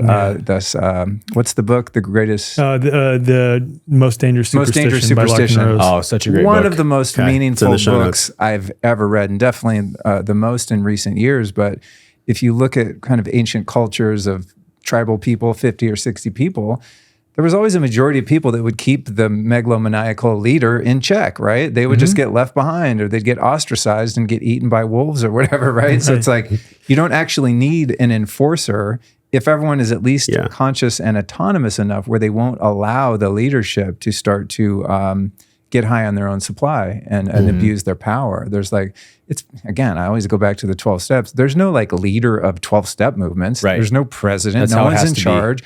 No one can tell anyone what to do ever. It doesn't make any money ever. There's actually a really great model for this called the 12 traditions, which are not even, they don't even call them rules or laws in that movement, but they're traditions that people have understood over time that keep it alive, which is incredible that particular movement, I mean, it's such a case study for a model where you can apply principles to the individual and their life changes and their well-being is secured, but you can also apply similar but a different set of principles to a group, even of millions of people across the world that are totally unrelated, but autonomous, following the same basic guidelines where no one can rise to power, no one can get rich off it, no one's in charge. No one can tell anyone else what to do. It's really cool. I mean, there's ways to do this, you know? There's so many ways. And I think another big part of it is having a vetting process for who you allow in that community. Exactly. You know what I mean? Like, the vetting process is the contract itself. And then you could do a verbal contract too, but like I've thought about this quite a bit when it comes to Confluence, because we had a couple people there this time that it was very clear should not be there. And they got rooted out, and it was totally fine. And that happened organically, but you just put in the contract, if X, Y, and Z occurs, if you infringe or impose upon someone, you agree to pay X amount in damages. That's It's that simple. Right. Well, even like when you look at the human body, it's a system of absolute interdependency where every organ and cell depends on everything else. And so you have to build a community that works like that, where you have people that are using their gifts and talents to serve the whole. And so we need our farmers, we need our naturopaths, we need our engineers, we need every system of our society to be functioning well. And so the engineer serves the farmers, the naturopaths, everything else. Everybody in the society has to serve in some way. You don't just get to come into our wonderful oasis of a society and leech off of it and benefit from it. No, what are you going to add to it? Right. Just like every part of the body does something beneficial. There's no part of the body that just hangs out and leeches off the rest of it. And so that's natural law, right? That's how a society has to be built. And so a vetting process could look a lot like that, where not only do you lay out the contracts of this is the way our society functions. Do you agree and want to contribute to a society like this? Yes, good. Next, what are you going to contribute to this society? Yeah. And then maybe there's even a waiting period, right? To like show us you really want this, show us you have skin in the game.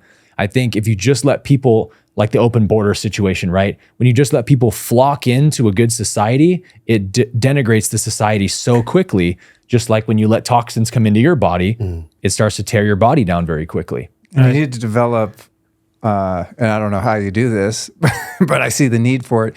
There has to be a system of conflict resolution, right? Yes, because totally. I've noticed, like when we moved to Texas in 2021, because it was still lockdown-ish. I mean, you remember this. There was community groups all the time. I mean, 25, 50 people, multiple nights per week. All the people kind of in the spiritual space here, which is everyone, it seems like, would all be getting together. And I was like, oh my God, everyone's my best friend here. I love everyone. And then as those groups sort of, siloed out a little bit, not in a cliquey, exclusive way, but just naturally, certain little micro groups start to form. And then there's less of those big gatherings. I've noticed, and I'm sure people have felt the same way about me for sure, is that like people in the beginning, I thought, oh, he's going to be my best friend. You start to see chinks in the armor and you're like, maybe not so much that one and that one, right? And you start to kind of choose your tribe a little more deliberately. So that's an interesting thing about that is like, say you have even 20 families, right, that come together and get some land. You set some bylaws, you have a vetting process, you develop some sort of code of ethics, call it the 10 Commandments. That probably worked pretty well. And then some sort of conflict resolution. But ultimately, because we're humans and we're dynamic, there's going to be like, my wife doesn't like this other lady over here that lives in three houses down. We don't want to go to the gatherings anymore because it's awkward because we don't vibe anymore. That's the thing. I'm always like, what do you do when you get to that point? You'll have to like take medicine together and like hash that shit out or what, you know? A small hut with 2 cups of ayahuasca. Yeah, exactly. That's the part I always kind of hit up against. I'm like, okay, even if you did everything kind of right, there's still the dynamics of personalities and people's energies. And not everyone is going to be besties and sing Kumbaya around the fire every night. And also the maturity to let that be okay. Yeah. Because that's really what we're like, not everybody's going to like me. Right. The wounded part of me is like, oh man, so-and-so doesn't want to hang out with me, and that's real. I think that's palpable for all humans.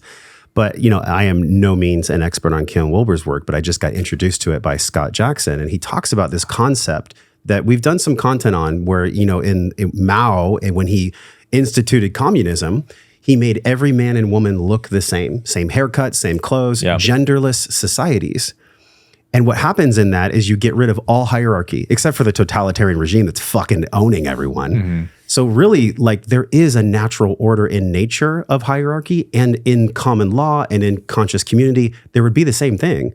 We would figure it out because the common law is the glue that holds us together. And as long as there is truly, I do no harm, then personality conflicts can be either worked out or people can just have the maturity to live with one another. Disagree and just to have disagree, it be okay. Right. Because the thing that, not only in my own subjective experience of just seeing how groups of people coalesce and sometimes gel, sometimes not, and there's sometimes, division or even conflict. I don't have kids yet. You guys all do. You have kids, right? On the way. Okay, so one of the things that's so interesting to me about observing kids, and even animals, like even your pets will do this, but especially kids, like take 10 kids at a birthday party or at the playground at the park and just set them loose, and none of them know each other yet.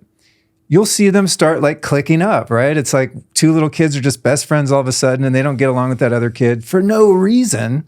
It's just like a vibe. It's a chemistry thing. It's really interesting to observe. But I think sometimes around conscious communities, and I've experienced this in some of my men's groups and things like that, is like, I think sometimes people naively think that everyone are going to vibe and be best friends. It's like sometimes you just have more of a natural rapport with someone. You just click.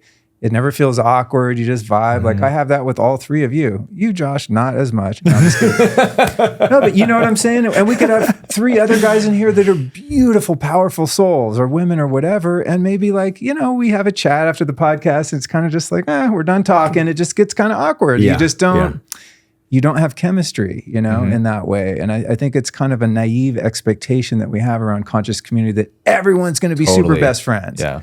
Well, there's also, when it comes, we're sort of dancing around conscious community, anarcho-capitalist, voluntarist, like common law-based societies. And there's a projection coming from those who are pro-statism, meaning pro-government, who will say, what you're talking about sounds like a utopia that's not possible, like an unattainable utopia. Exactly. And the reality is, my stance on that is like, well, government sounds like an unattainable utopia, like freedom coming from government. Show me one example where that's actually happened and lasted throughout history. One. Take the plank out of your own eye first. Right.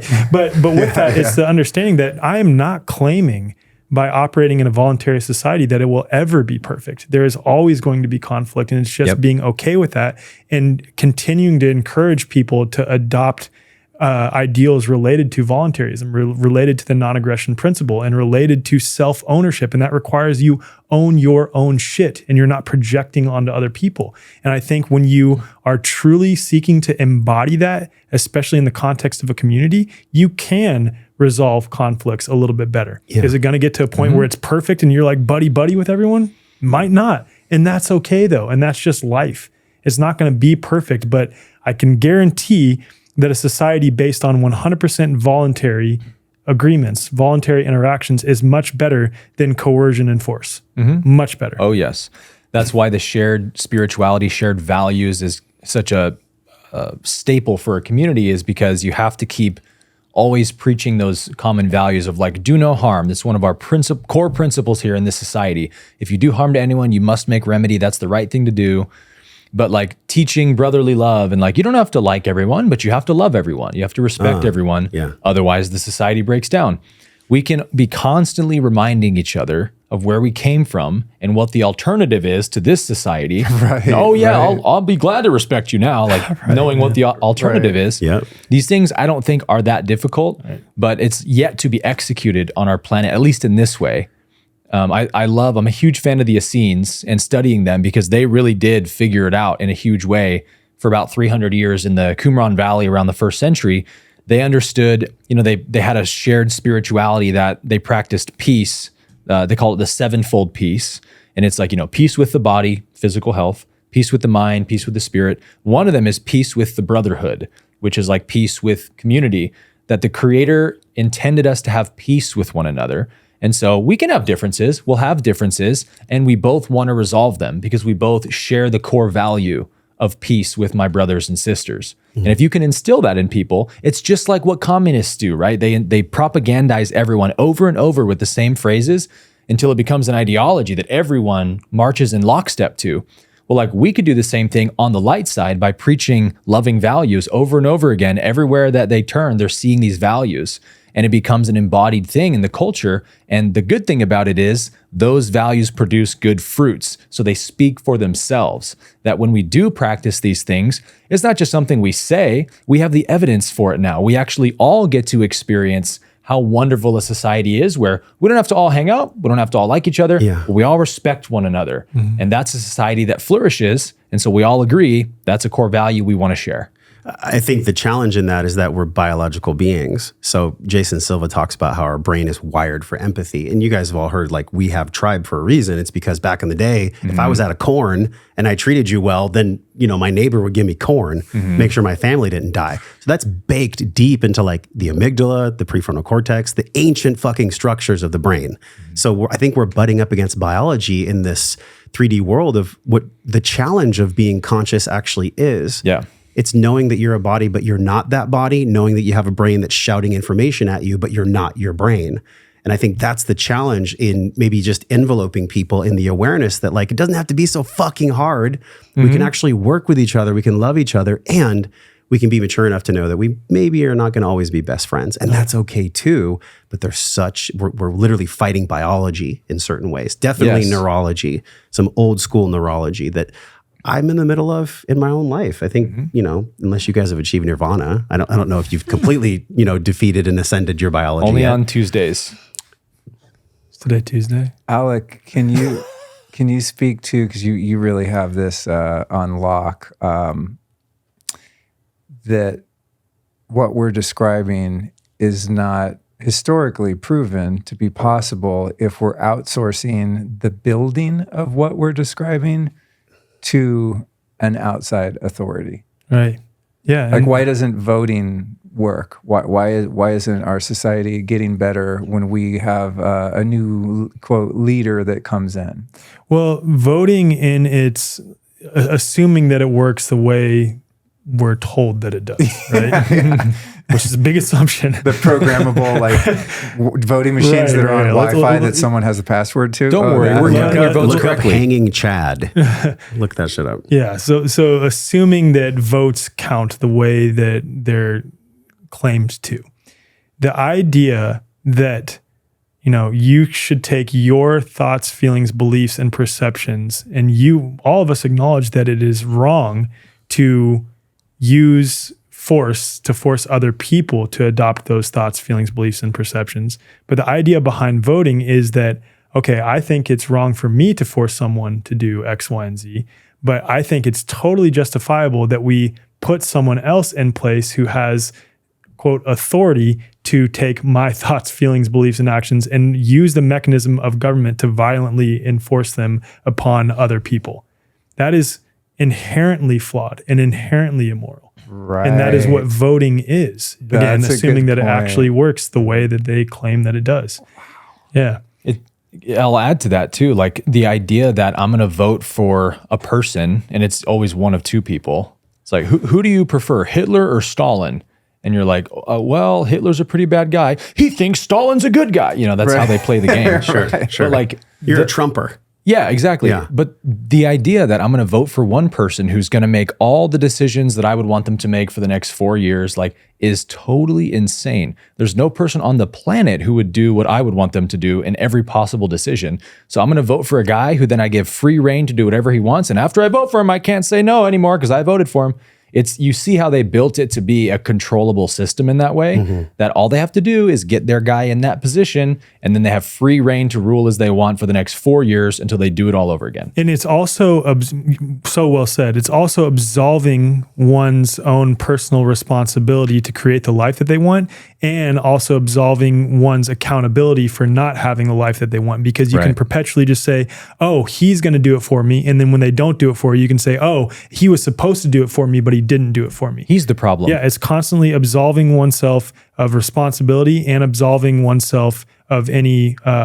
It's essentially always moving the goalposts, so you completely control the game, and you just go, "Oh, it looks like the goalpost moved." It looks that's like really what it is. It looks like I'm giving you a free choice, Exactly, but I'm not actually. Totally. Well, this is that book that you turned me on to, The Most Dangerous Superstition, The Larkin Rose. I mean, I highly encourage you put that in the show notes. Let's go, show notes. And when I'm going to put this podcast out on my channel, we'll put it in the show notes. And you've had Larkin Rose on your podcast, and I'm working on it. But to me, the the mind-blowing kind of meta-analysis of that is that if you look at all of the problems in our society today and from a historical lens, they can really all be boiled down to this superstitious belief that we humans have that one human being over there has some special authority or special rights to tell us what to do, Right. or to punish anyone, to jail anyone, to inflict violence on anyone. It's the weirdest thing. I can't even articulate how bizarre it is. But what it made me think of was the royal families and these bloodlines and all of the accoutrement and all of the robes and jeweled crowns. And it's like, how did we get so duped into thinking someone, because you came out of that particular vagina, that now you have some authority over society? Right. It is absolutely freaking insane. And especially because it's not based on the natural order of equality of outcomes, right? Like if you have a pride of lions, there's going to be one that's more badass than the other ones and kind of overpowers the other and takes the alpha position, right? But they've actually earned it through the virtue of their character or their abilities, whether it's their intellect or physical prowess. We're putting weak, cowardly, liar, pedophiles in positions of power willingly. Right. Why? Right. And this It's is insane. This is what's incredible about adopting a perspective of common law, is that you come back to the understanding that all of those people, irrespective of whatever their title or so-called position of authority is, are literally just men and women just like us. They are just men and women. And we tend to view government as this big, bad, scary thing. And it really, as I've come to understand, is like the Wizard of Oz with the little fat guy behind the curtain. And that's what it's more like. It's like, no, those are literally just men and women. The overwhelming majority of whom are acting as agents that are just conditioned to believe what they're doing is correct. But the ones at the tippy top, you know, if they do indeed have nefarious intentions, like some of us tend to think that they do, are literally just men and women like us. They're just men and women. And it's our own collective conditioned belief that they have more power, more authority than us, that upholds that in reality. Like once we dissolve that belief that they have any, quote, authority over us because of some random title that they have before or after their name, it ceases to exist. Again, and it of course requires that we act upon the dissolution of that conditioned belief. And that's where I think common law is the bridge to a voluntary society, because common law is the pathway to revoking the various contractual agreements that we have with various organizations representative of the government, to then come back to a totally voluntary interaction between men and women. Boom. Well, going back to what you said about like, where do we get this belief from? It's a very ancient, antiquated belief that goes back for millennia in human history, that ancient people really did believe that kings and queens had a special bloodline that was blessed by the gods. You see this all over the Bible even. There's a story of a blind man that Jesus heals, and his disciples are like, Lord, who sinned that this man was born blind, his parents or him? And Jesus is like, nobody sinned that he was born blind, but that God's glory could be revealed in him, and then he heals him. And it's a testament to that. People in those days, especially the Greeks, believed that people who were sick and diseased were cursed by the gods for their bad karma or whatever. And those who were wealthy, who were in leadership positions, were blessed by the gods. And so it was a normal belief in society in ancient times that kings and queens and rulers were highly, highly blessed and chosen by the gods. Even in the Bible, it says like no one rises to authority that God does not choose, right? And so I think it's just a belief system that's yet to be fully transmuted out of the collective consciousness in a way that we're still carrying the lingering effects of it. Yeah. But Larkin makes a great point in that book, the superstition. The most dangerous superstition. Most dangerous superstition. You know, like nobody would ever vote for a known serial killer to be their president. I mean, imagine if the press got a hold of that, their campaign would be over. But yet, like a Barack Obama had his first term, and he did the most drone strikes in presidential history up to that point. You're talking about Barack Drone Obama? Yes, Drone Obama. He's married to Mike. Oh shit! Here we Now go. we're really wearing the tinfoil hats.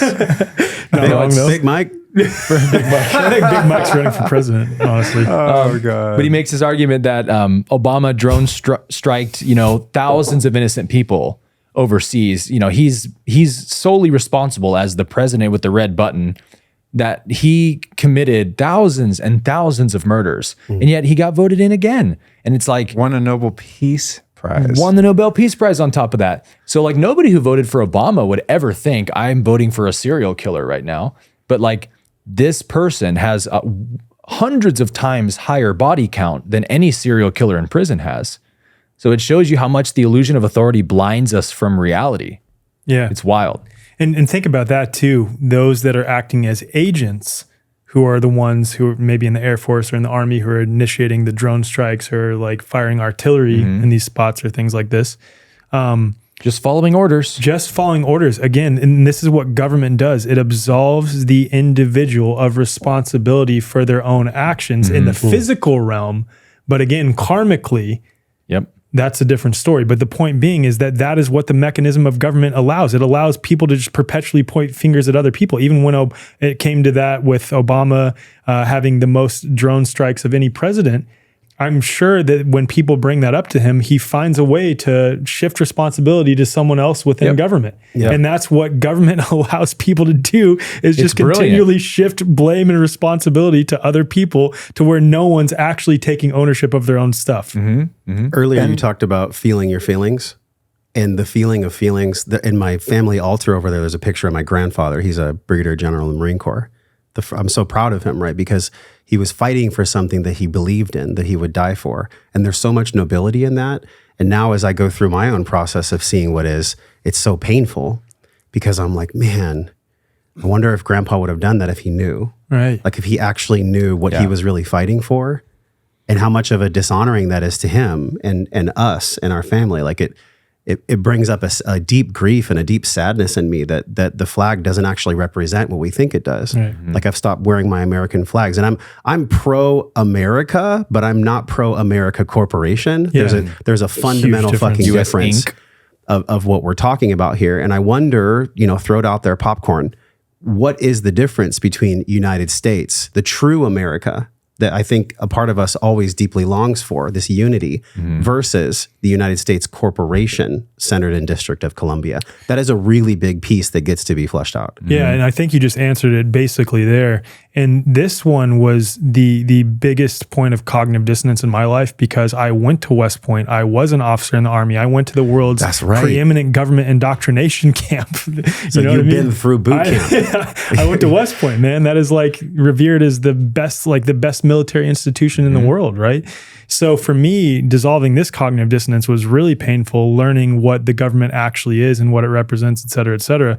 But what the U.S. government is, what the United States of America are two completely different things. The United States is a corporation located in the District of Columbia of an unknown area within the District of Columbia, but that's where it's based. And it's a corporation. It's a pseudo overlay de facto government on the top of the original de jure independent nation states that represented the United States of America, which were themselves their own nations. At some time, they had their own currency. They had their own laws and customs, and largely they still do to some degree. Was this the original 13 colonies or no? Yes, this is different.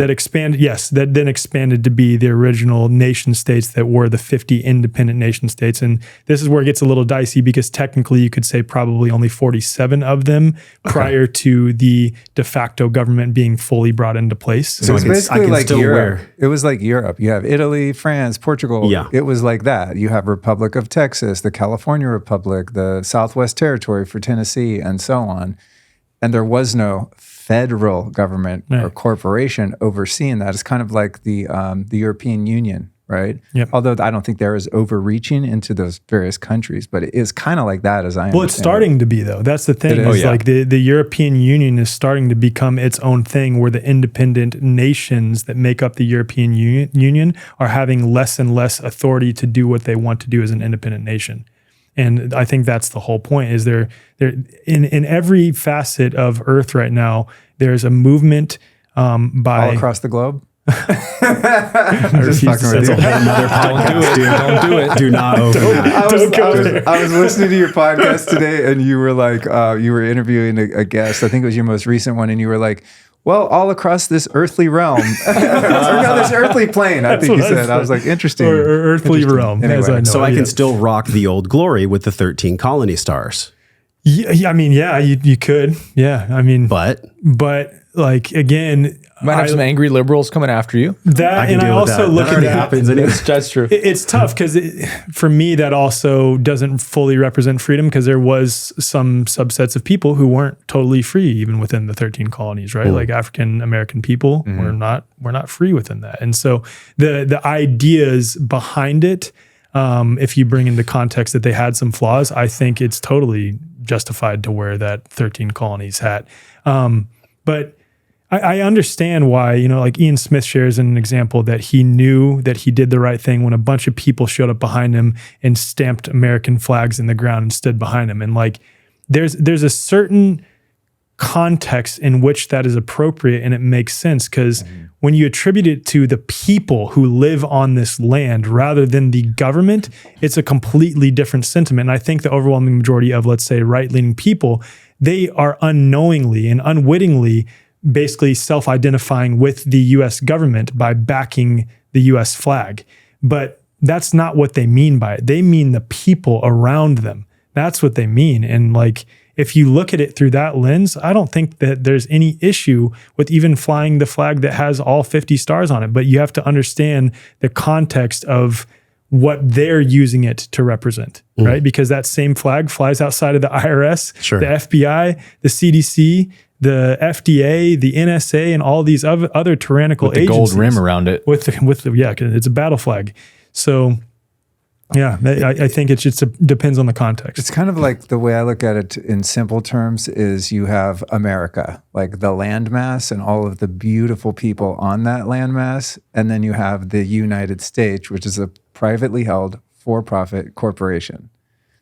And we think, oh, I'm proud to be a U.S. citizen. I'm proud to live in the United States. It's like, you're proud to be like an employee of Walmart, basically. You know, that's how it is. It's like, it's a corporation.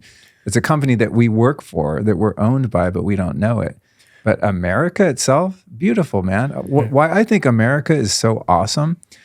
And also, there's another mind virus that if you say, I love America, it means you hate other countries, which is just completely ridiculous. That we can add that to the PSYOP list for just 2024. for the record, I've been to a lot of other countries. They're all awesome. India, Brazil, UK. See, you don't like Hitler? Well, then you love Stalin? You're evil. Exactly. But just as a quick rant, why I think America is so goddamn awesome is that it came out of our Constitution essentially came out of the Magna Carta, which is like such a beautiful document on how to organize society in a way where calibrates at 500 too. Does it? On the Hawkins scale. Oh, wow. Yeah. So there's that, and that's the presupposition or the subcontext for like why people started to come here, right? But if you think about some of the other places in the world historically that really sucked and were also very difficult to get out of, especially if you didn't have money. I mean, you're having to take like boats over here and shit before planes, right? You couldn't just walk across the southern border like you can now. It was very hard to get here. And I think why there's been so many incredible innovations that have come out of this country that we call America, this landmass, is because all the most badass people from all these different cultures around the world migrated here under the premise of freedom. Now, they didn't know that by a certain time that was gone, but there was an original idea there, leaving aside the obvious elephant in the room of the indigenous people that got totally screwed when we all came here. Yeah. But that said, none of us knew that. My ancestors didn't come here to like beat up and ruin the lives of Indians by any stretch, but it's like you have people from all over the world and all these beautiful cultures and religious beliefs all converging on one landmass and building basically the most dominant culture in the world of just like amazing people. So when I say I love America, A, doesn't mean I don't love all the other countries. B, it doesn't mean that I love the de facto corporation that runs this shit. Yeah. It means that I love all of you and I love everyone listening, no matter what race, creed, gender, culture. I don't give a shit about any of that. I care about people that want to have a good life and share their prosperity. Right. You know? And that's why, I mean, automobiles, televisions, computers, just think about the innovation that this country, and it wasn't created by a bunch of colonizing white people. It's like very creative people from all over the world that came here with their intellect and their heart and their creativity and their resourcefulness, their productivity, and created a freaking awesome society that unfortunately has just been hijacked by a bunch of greedy banksters.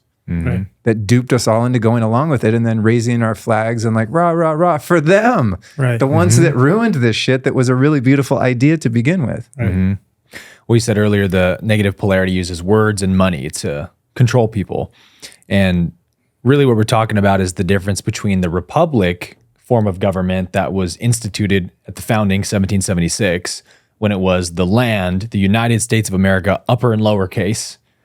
And then when we were forcibly bankrupted and became the all caps corporation, that's when they did the 14th Amendment citizenship, where the word citizen, the etymology of that word, CITI, means like municipal, and zen in Latin means servant.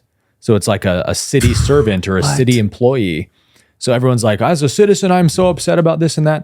And it's like, well, that's the problem, is you're a citizen, so you're an employee of the company, and you're basically like a Facebook employee getting angry at the Facebook leaders for what they're doing. It's like they're just going to punish you for that.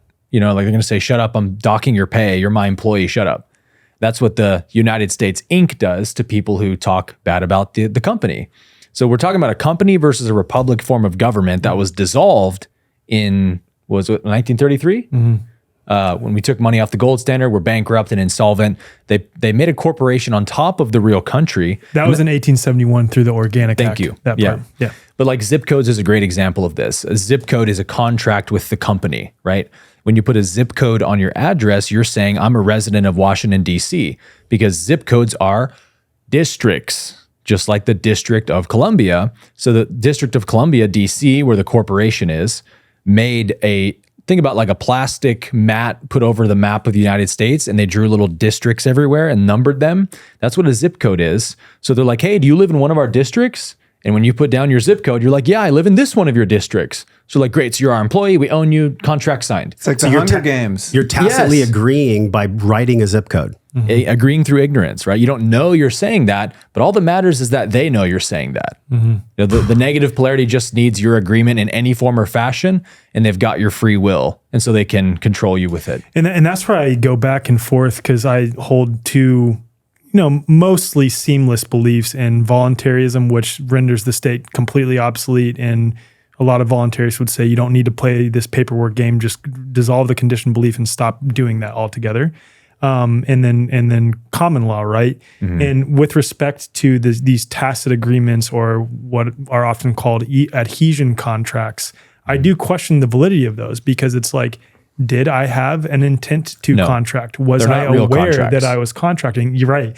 And I think the only reason that there's any legitimacy in them is because the collective of society just agrees that it's that way. If enough people believe anything, it creates a consensus. yeah, you can do whatever you want. Exactly. Yeah. I was reading something the other day, and I don't remember them all, but they were basically, and I think you're familiar with this document, there's like 7 qualities of a contract that make it valid. Not familiar. Yes, I know what you're talking about. And one of them is loosely called a meeting of the minds. Yes. Where all the terms of the contract are made clear to Full everyone. disclosure. Yeah, yeah. So if you think about all the contracts with which we've engaged, I mean, I can't think of any contracts my whole life I've signed with the state wherein it was clearly explained to me what I was actually agreeing to. It's called legalese. Yeah, It's its crazy. own language. Yeah. Whereas if you're operating, in the world in a way, say, like last year, I exited a business. I sold a business, right? And so they're giving me their offer, and there's terms of the offer, and there's a contract, and there's an agreement. I don't know how to read that stuff, of course. So I hire an attorney who explains it to me in plain English. This is what happens if, when, why, who does what, who pays what, when, and all that, right? And then, so the other party has clarity. There's a meeting of the minds. There's an intermediary that's kind of, playing the referee, right? Or 2 of them, actually, 2 attorneys. But by the end of that interaction, I knew exactly what I was signing, what was going to happen, what the risks were involved, what I was having to give up, and what I was going to get. The other party knew exactly what they were giving up and what they were going to get. They're giving up some money, and they're getting, the assets of this company. But it doesn't work like that when we contract with the state. Right. Yeah. It's a one-sided agreement, therefore nullifies the fact that it's actually a contract. Doesn't meet the prerequisite terms for a valid contract. No, it doesn't. It all goes back to what Alec keeps saying about it's the collective agreement and this illusion of authority that keeps their power, because every contract we've talked about on this podcast, from your driver's license to your social, the legal fiction, they're all what's called unconscionable contracts, which are null and void under the law, because you've got to know what you're signing. There can't be any deception in the contract. These things get thrown out by judges. But when you've got 330 million people who have their signature on the paper, and the legal system has that signature, you better believe they're going to keep weaponizing it until we hold them accountable for it and say, I didn't know what I was signing. You tricked me. That's an unconscionable contract. And that's really all common law is saying that. Okay, so there's something really interesting that I want your take on. And if you really trace everything back, it's England, right? England is who brought us over. 1776 was an escape from England. Yes. It was an escape from that island. From the same system we have now. Exactly. So from an emotional epigenetics perspective, think about what osmotically happened. We were abused for so long. Then we came here, killed all the Native Americans, instituted this slavery. We literally did unconsciously, as a race, as a humanity, what was done to us. Yep. So it just continued on. And now we're just waking up to it. So there's no shame or blame, right? I mean, it definitely makes me fucking unsettled. It's definitely unsettling. As it should. It's very sobering. And I'm honestly still going through the emotional process of like, maybe you're further along, maybe you guys are further along, but there is an emotional, spiritual malady that we have been perpetuating. Yeah. And it's just time for a different game.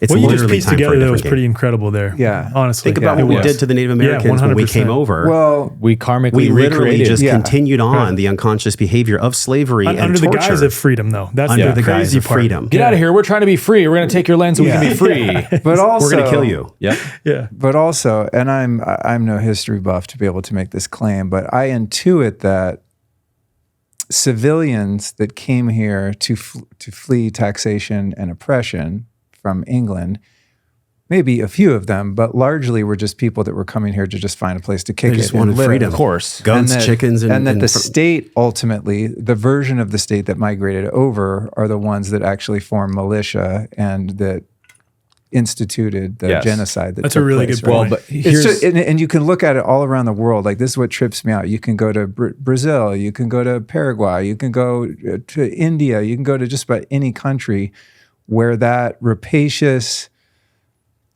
colonial conquering has taken place. And it usually has to do with them, whoever they are, right, wanting the resources of that place. And so they come in and either kill or imprison or enslave the native population, take their shit. But it's not like the civilians that came along with them that are doing it. It's the same people that are doing it to us now. no doubt, no doubt. They're just doing it to us under the guise of freedom as kind of free range, Yep. grass-fed, pasture-raised slaves. better slaves. Well, but here's how it kind of works karmically, though, is I think it's the Native Americans, number one, and number two, slavery, that we karmically earned the system we're under through those travesties. Because not a lot of people know this, but less than 5% of the population in the United States own slaves, or of Caucasian people own slaves. And when you learn about it in school or in culture, on TV and media, you would think it was 95% of people own slaves. Right. You're white, you're evil because you own slaves. No, I didn't. Nobody in my bloodline ever owned slaves. But here's how it works karmically, is that even though only the wealthiest people back then could afford to have slaves, less than 5%, the other 95% was tacitly acquiescing to it. They weren't putting up enough of a fight for long enough. We said, well, it's not my slave, not my problem. And we let the injustice go on, probably very similar to what happened with the Native Americans. People knew they were getting slaughtered and their lands taken, but they're like, well, it's just evil people doing bad things. They weren't running out to go defend the Native Americans and put a Right. stop to the injustice. Right. So from the universe's perspective, you're still somewhat complicit in that karma. And so it does come back around, right? So the universe is looking for absolute purity and righteousness on all behalfs, or the karmic cycle will have to repeat in some way. So we're learning deep. that. That's deep. super It's deep. like Mind-blowing. it's like karma is sort of like a ledger that is always trying to seek balance and equilibrium. Perfect. Yeah. Right? Karma Yeah. is the great balance keeper of the universe. Yeah, that's interesting. Yeah, so the one aspect of freedom that we haven't gotten into is, why do we get sick? What is that all about? And, can you just start us in that conversation about terrain? It's not even versus. I almost said terrain versus germ, or terrain versus getting sick. What's the difference between terrain and virus? And how do you even begin that conversation with someone like me who has hypervigilance and potentially is judgmental? Yeah. So I think I can get into the molecular details, so to speak, on virology, bacteriology, et cetera. But I think even a step above that, we approach life as if it's a well-established, irrefutable scientific fact that fluids from another person who is sick can cause illness in a healthy person. Like the overwhelming majority of society operates that way. But that idea is not only completely unproven, I would venture to say that at this point it has been thoroughly disproven. And here's why. Daniel Roytos, as an example, just released a book called Can You Catch a Cold?, where he documented, I think, 204 studies in which they've attempted to demonstrate that fluids from a sick person cause disease in a healthy person. We're talking countless types of diseased fluids, chickenpox pustules, fluids from that, fluids directly from people who are expressing, quote, flu-like symptoms, infected blood from sick people, series of experiments during the Spanish flu where they took fluids from, or they took 100 volunteers who were not sick and exposed them via various methods to fluids from people who were sick with the Spanish flu. Even taking several of the volunteers and having them go into a Spanish flu ward and having the patients open mouth cough into their face, talk at close range, taking nasal secretions from these sick patients, swabbing the back of these healthy volunteers' throats, et cetera, et cetera. And what Daniel and several of us have documented is that in these countless experimental attempts to demonstrate that disease is spread via the fluids of a sick person, none of them were successful. None of them. Zero of them were successful. So again, this idea that fluids from a sick person cause disease in a healthy person is thoroughly disproven at this point. And I know that for those who've not heard this before, that may sound like absolute nonsense, but I invite you to look into this information yourself. And once you do, you will realize that what I'm saying is absolutely true. Now, virologists, molecular biologists, and the like will cite studies in which they claim to have demonstrated that disease is spread via the fluids of a sick person or a sick animal. But oftentimes when you read those experiments, they go like this. They'll take a rabbit or a ferret or a mouse that is raised in a lab separate of other animals of its kind, eating an unnatural diet, raised under fluorescent lights, possibly exposed to other experiments in a state of perpetual fight or flight. And then they'll take unpurified fluid from a sick person and inject that directly into the animal's brain or pump its stomach full of it, right? And then the animal will sometimes get sick, sometimes it won't, sometimes it'll die, sometimes it won't. And then they'll claim that that represents something that happens in nature. But again, when we refer back to the experimental attempts in which they've tried to demonstrate this, quote, naturally, this idea that disease is spread via the fluids of a sick person, they have been unsuccessful in attempting to demonstrate this.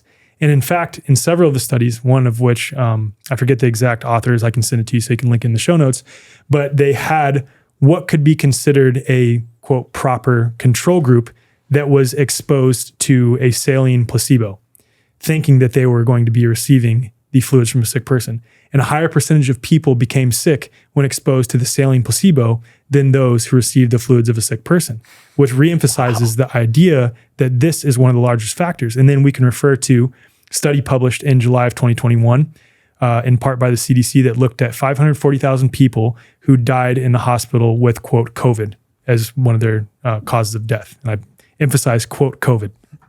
I can explain why. But what they found is that the second strongest risk factor for death associated with COVID is fear/anxiety related disorders.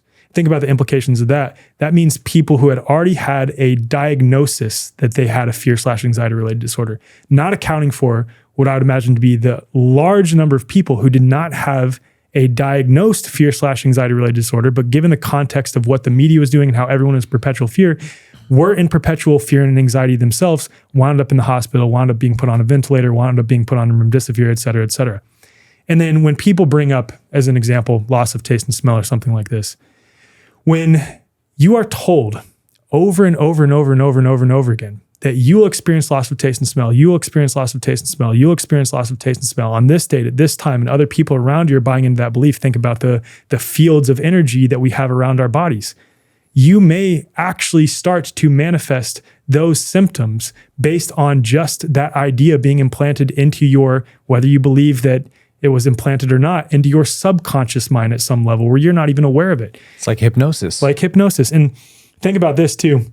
I don't remember the exact context of this, but Daniel Roytos shared this on my podcast. And there's countless examples of people thinking that they're being given cancer treatment drugs and they're being given sugar pills and they still have the symptoms of cancer resolving. Or on the inverse of that, the nocebo effect, where someone thinks they're being given like chemotherapy drugs and their hair starts falling out when in reality, they're just given sugar pills. Like, think about the power of our mind to create actual healing or to also manifest disease symptoms, right? And so there's this one example in New Zealand where this drug went off label. And when it went off label, a lot of people started getting sick, and the media started sharing that there would be these 7 symptoms that you would experience if you are taking this drug and having adverse effects from it. When the reality was the full list was 20 symptoms long, but the media had only shared 7 of those 20 symptoms. Can you guess what happened after they had shared, you will experience these 7 symptoms likely if you're having adverse effects of this? All they got were reports of people experiencing those 7 symptoms. the longer 20 symptom list that they just didn't share in the media, they didn't receive any reports of people taking that drug, or they received very little reports of people taking that drug and experiencing those 13 other symptoms. It was only what the media had flooded via information that people would experience, that people then started reporting those symptoms. So again, the power of conditioning and of our psyche to manifest real symptoms based on an impressed idea. And of course, people say, well, I wasn't scared of the virus, even if it was real. I wasn't scared of COVID. Were you fearful of government tyranny? Were you fearful of uncertainty? Were you fearful about your job and losing it, or losing your friend group, et cetera, et cetera? There are so many things that I can't sit here and say that at times during the last 4 years, I wasn't scared. There's times I was scared shitless, And I don't think fear discriminates at that level. And then with respect to loss of taste and smell specifically, there are so many other plausible explanations for what causes that phenomenon. There's zinc deficiency. There's the reality that although this is not a novel technology, millimeter wave technology is novel in the sense that it was rolled out en masse where all of our devices have it now. So that is a quote novel toxin that is amongst our environment now that may mess with olfactory function. God knows what it actually does because they've not done legitimate safety tests on it. So the likelihood that it messes with olfactory function to some degree, how many people do you know?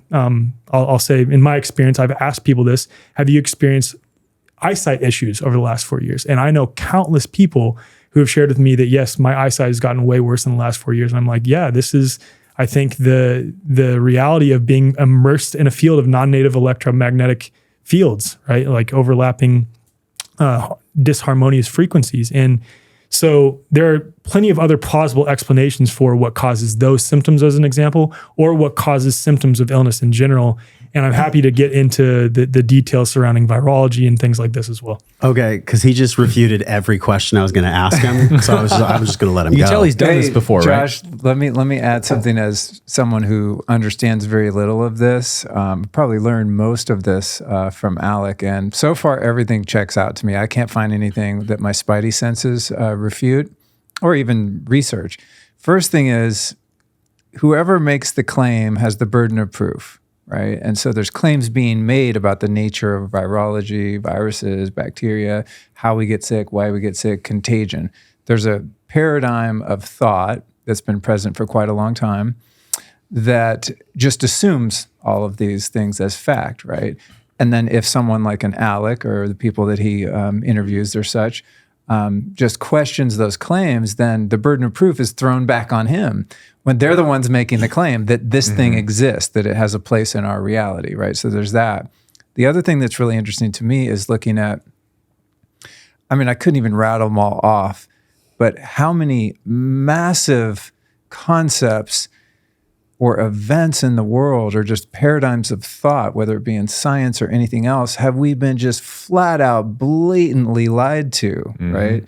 So, just the moon landings, the presupposition of some dudes in a cave blowing up the World Trade Centers, the nature of our realm here altogether, we're not really sure. We just believe the cartoons that were shown and so on. There are so many massive things with massive implications about which we've been lied to. And so when you bring those up as well as someone going, well, wait a minute, this doesn't really add up, then the burden of proof is then bounced back to you as having to disprove their claim. Right. It's really no different than me saying you have no proof that unicorns with lasers for eyes lit your lawn on fire. And someone saying, well, where's your proof that unicorns with lasers for eyes don't exist?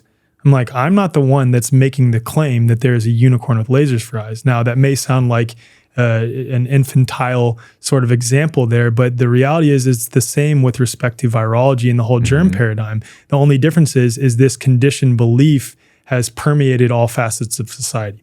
And look at the motives too, right? We get Rockefeller medicine, right? It's like, then if I can pass my sickness on to you, then there's a drug for that. Right. If your body's just having a natural reaction to its environment, a healthy reaction and detoxing, showing histamine symptoms, et cetera, whatever, right? Then the onus of healing is then on you, not being outsourced by some drug. So like a lot of this thing to me, because if you're being lied to, then what's the motive? Like everyone has a motive when they lie. So if what Alec is saying is true, then If that's a big lie, our whole system of medicine, then what's the motive and who benefits, right? And you look at, treating symptoms rather than the underlying cause is a massive motive and also a very financially lucrative one. So if we can trick everyone into thinking that everyone's running around with these contagions, there's always a drug for every symptom. Right. Forever and forever. Speaking from the entry point where I am, what about airplanes and people in close, contact? The whole 6 foot thing, I think we all felt was bullshit. It made absolutely no difference. Hey, those stickers saved a lot of lives. And they're still there, by the way. I went to Cali and there's still the stickers stamped everywhere. It's crazy. But I wonder, how you'd say, why do we get sick? Yeah, this is a great question. What is the mechanism, and what is actually the meaning spiritually, energetically, as to why we would even get sick in the first place? Why would the Creator create us with this facet of us that gets sick? Is it an upgrade? Is it a genetic rising? What exactly is it? Can I lay you up and then you dunk go it? ahead. So I love this topic so much, and I teach about this all the time. It's a natural law that all health comes from within. And likewise, all sickness comes from within. And so there's a line in the Course that I love that says, sickness does not exist. And I've wrestled with that for a long time because it's like, well, can I deny my direct experience that I get runny noses and things? What do you mean sickness doesn't exist? And I've understood the Course to be saying sickness is the idea that there is an outside force called sickness that comes into my body and starts wreaking havoc. And I've got to get this entity, this evil thing, force, whatever, called sickness out of my body. So give me the drugs, give me the drugs. And in fact, it isn't an outside force. It isn't even a second force. There's only one acting power in the universe, which is the God power. And so going back to natural law, all sickness is just the deviation from natural law. And we take that for granted in our society, right? Or at least, the common person does, that we are literally beings of nature. We are made 100% from Mother Earth. And so any of the tiniest deviation from organic living on the earth will produce what we call sickness on some level, because it's a deviation from God's order. And so you look at our society today, we're drinking out of plastic. We could go on and on forever talking about all the deviations from natural law. We don't even walk on the earth, dude. Like our sidewalks are like living symbols of the separation consciousness from our planet. We don't even want to touch the earth. We make artificial boundaries. We're not grounding. We're not getting sunlight. We're not eating organic foods. And then we wonder why we're so damn sick. And then we get in environments with each other and you ask a question of, well, then how come I was sick, cough, cough, sniff, sniff. Alex sat next to me on a plane. He left the plane going cough, cough, sniff, sniff. Well, it's because the human biofield, how long does it stretch outside the body? It depends. If you're a really strong, coherent field, then it'll stretch really far. But like 20 feet at least, very, right? Very far, right. So all 4 of us, our biofields are communicating right now. And again, another thing we take totally for granted is how incomprehensibly intelligent our bodies are, and that our biofield is a field of data that's constantly communicating. This is the reason that women's menstrual cycles can sync up when they live together. Sure. So like my body, so all sickness comes from within. I've placed toxins into my body that are unnatural, harmful substances, chemicals, pesticides, you name it, heavy metals. My body can deal with it for a while because it's very intelligent and efficient. But there's a threshold that it reaches that it says, all right, all these toxins you keep loading into me are now interfering with my ability to function. So I've got to pause the system for a bit and get rid of these toxins. And we call that sickness as if it's a problem or as if the body is broken. And it is actually a sign of perfect health functioning in the body, that your body makes you have no appetite, feel sleepy, all the things your body does. It's like, hey, dummy, can I just get you to stop putting toxins in me for 2 seconds so I can get rid of them? Yeah. And so if my body's in a detox process, which all sickness is a detox process. It's a solution. It's the solution to a problem, not a problem. Right. Alec's body his data is reading my data through our energy field. And if his body has similar toxins in it, my body tells his body, hey man, I just reached a problem with this type of heavy metal, pesticide, whatever. And if you have it in your body, you should probably detox it too. So his body does a scan. Oh yeah, I have that toxin too. And so then his body goes into a detox. We're herd animals, right? Our bodies communicate with each other. And so it looks like I just victimized Alec. He was perfectly healthy until I came along and I ruined it for him. So like how fear-inducing and controllable is that narrative? that if they can say all sickness comes from outside the body, you're a victim to it. There's nothing you can do about it. You could be perfectly healthy, fit, you eat healthy, and you just walk down the Walmart aisle and someone sneezes on you and now you're sick with COVID. And that's why all the anger, the rage at each other, right? The division was from this one belief that I can make you sick because your health's not in your hands. Right.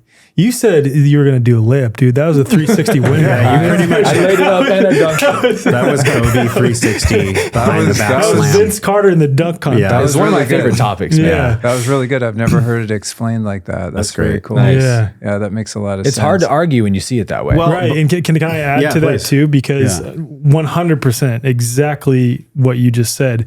But when it comes to symptoms, I want to emphasize again what he said with respect to it being the solution. I attribute all symptoms of literally every kind being the body doing exactly what it was designed to do to heal. And oftentimes your level of symptoms that you will experience is directly related to the level of toxicity, whether that's physical toxicity or metaphysical toxicity relating to emotions or non-native electromagnetic fields, et cetera, that is now requiring you to undo that conditioning, so to speak. So you're going to experience symptoms to come back to homeostasis. And then another interesting thing, what happens to trees in the fall? They shed their leaves, right? And it's like a conservation of energy, you could look at Are it they like getting for the sick? trees. Are they getting sick? No. So likewise, when we have, quote, flu season, we're entering a time when our bodies are going to be exposed to less sunlight. We're going to be sweating, thus detoxifying less. We're inside, immersed in a field of non-native electromagnetic fields, immersed in an environment with toxic glues in our home, living not in harmony with nature. And then because our bodies are not force detoxing through these daily mechanisms that we're oftentimes experiencing in the spring and summer, et cetera, then our bodies are going to have to force itself via throwing up, via vomiting, via diarrhea, via sneezing, via coughing, having a fever, et cetera, Rashes. in order to detoxify. It's like a forced detoxification of the body because the body's not exposed to these harmonious things as frequently as they are in the summertime, and they're exposed to more disharmonious things coming into the winter months. There's so much there. I think everybody just got double red pilled on that one. The way I think about it is, okay, there's also an internal governance where I would choose either consciously or unconsciously to get around certain people because like that system you described, it would know that it was time for me to get an upgrade, or it was time for me to purge or detoxify in some way. And then there's also just being intelligent, like, hey, if you're underslept, if you're not eating well, if you've been noticing that you feel super tired, don't get on an airplane and freaking travel for 13 hours. I notice when I don't sleep enough, that's when I get sick. Right. Yes. And it's because there's already a part of me that's been screaming at me and barking at me like, hey, Josh, you might want to just chill. And then you add children and family life and business into that. And it's like, well, how do I do it all? That's the question that comes up for me a lot is, how do I do all of this without burning me out? Yeah. How do I go through life and navigate all my responsibilities and my dreams and goals without hurting myself? And every time I get sick, I always say something like this. You know what? I kind of feel like that was going to happen. I knew that I was going to get sick because I've been burning the fucking candle at three ends. Right. And then isn't it so interesting that for the overwhelming majority of society, we then look at that experience and say, oh, it must have been a virus. I must have caught something from someone else. When just as you're sharing here, when you see it through a new lens, it's like, no, it makes total sense. I was pretty stressed out. I wasn't sleeping well. I got in a huge argument with my wife, and that's why I'm expressing these symptoms. It makes total sense. And then it shows you that it's all a function of something happening inside of here rather than something happening out there to you. I wonder how you guys feel about this. So I notice that when I am not sleeping enough and when I'm just stressed and just allowing the kind of dragon to blow fire on me, I get to this place where I either make a conscious decision to just push work and push it out, even if there is responsibilities that I have to fulfill, that I want to fulfill. It's this intuitiveness. It's almost like I'm sharpening a sword about how I get to behave in life so that I'm just well. And there are some times where actually every time, not sometimes, that I get sick or that I get this upgrade or I go through this process and I'm really grateful to just chill. Right. Like I'm grateful to just even though it sucks being sick because you're like hacking shit and it's pretty fucking gnarly to get sick, but I just like having 3 days of rest. And so there is some truth in me that's coming aware about this right now. But I wonder from the other side, is it also a good idea, even if there is no such thing as getting sick, to know one's responsibility load, or, said in biology, their allostatic load, if I'm already super stressed and if I'm in Wi-Fi and if I'm doing all these things, isn't it also smart to not be around people that are sick? Well, it could be, right? Because I always take it back to a function of the self, right? And again, a strong coherent field will overtake and entrain a weakened coherent field. And what Eileen has shown with her work is that when you are experiencing like symptoms of quote illness, your field collapses in on itself to conserve energy. Yeah. Right. So I don't subscribe to the idea that you necessarily need to avoid being around other people when they're sick, because as long as you are doing what you need to do to maintain health, then you're not going to get sick. And if you quote get sick by being around other people who are sick, that means that needed to happen. That means you've reached a certain threshold of toxicity, just like Aaron said, that needs to come out. And again, I think a lot of people that have adopted this terrain paradigm sort of lend too much credence to the idea that, okay, it's not a virus, it's just this bioresonance thing. And now every time I get sick, it's because I was around someone else who was resonating with me. And it's like, no. Overwhelming majority of examples, it's shared exposure to non-native electromagnetic fields, shared emotional trauma, shared malnutrition, or shared toxicity, or a unique combination of all those three that leads 2 or more people in the same space to get sick. Now, again, I understand, I have 2 kids, that is not fitting to describe every single scenario. But if you look at it from this lens, again, going back to the countless experimental attempts to demonstrate that disease is spread via the fluids of a sick person have failed. So, okay, that's off the table now. So now we need to begin this really fun process of exploring the true nature of disease. And that's where we share ideas like bioresonance. That may be one of the things. And I always say that to people in my presentations, just like you brought up the menstrual cycle example. How do you feel someone lying to you? How do you feel that someone has good vibes? How can you feel someone talking about you, even if they're 7,000 miles away? What is that? And I think whatever that is something that directly relates to the manifestation of health or disease. And we have totally overlooked that, because we're so myopically focused on this disproven idea that disease is spread via the fluids of a sick person. So then is spontaneous remission just someone having an elevation that's accelerated in consciousness? I would say so. Definitely can be. A very simple way to put it. Yeah. Look at the Heal documentary, right? Yeah, with man. Peter Crone or Kelly Noonan Gores. Like there's countless examples of people getting cancer. Even my brother, Scott Jackson, shout out to Scott, one of my mentors and friends. He's going through a cancer healing journey right now, and he's had fucking profound. I mean, he sat in that chair and cried. It was the most amazing healing for him. And so I think we just get caught in this construct of like, well, if I can control it and put a mask on and not be around anyone, then I'm safe. But we're never safe. No.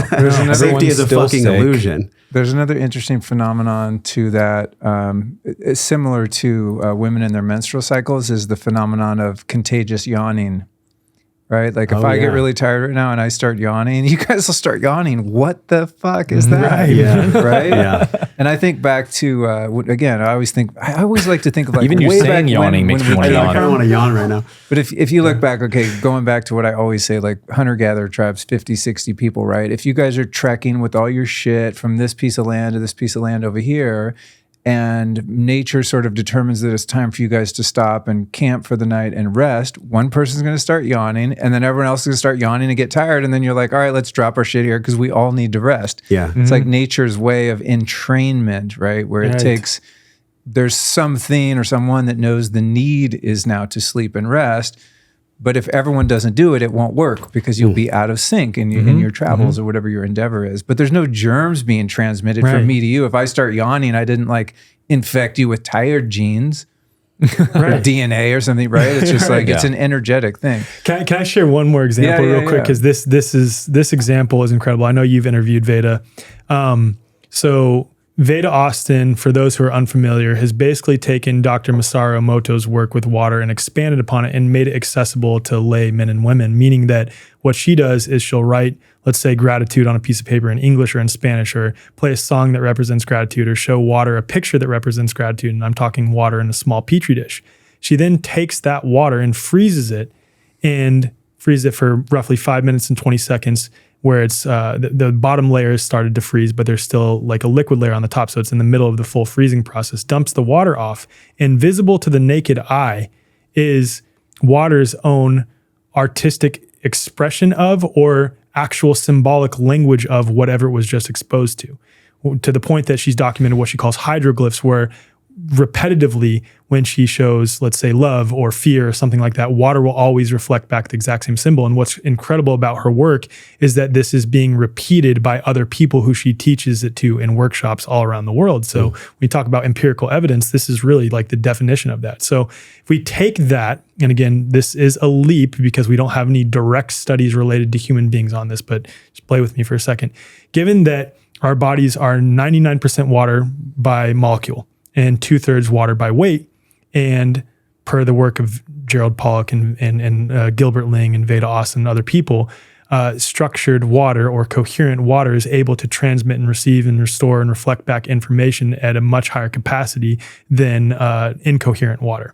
And our bodies are more than likely made up of coherent fourth phase water. So given that, is it that far of a stretch to say that our bodies, right, when they've reached a certain threshold of toxicity, just like Aaron is saying, also are able to communicate that via the water in my body to your body, especially when Veda did an experiment where she took one free-range egg, set it next to a caged egg, froze the albumin, and when she typically freezes the albumin of the free-range egg, it has this beautiful crystalline structure, right?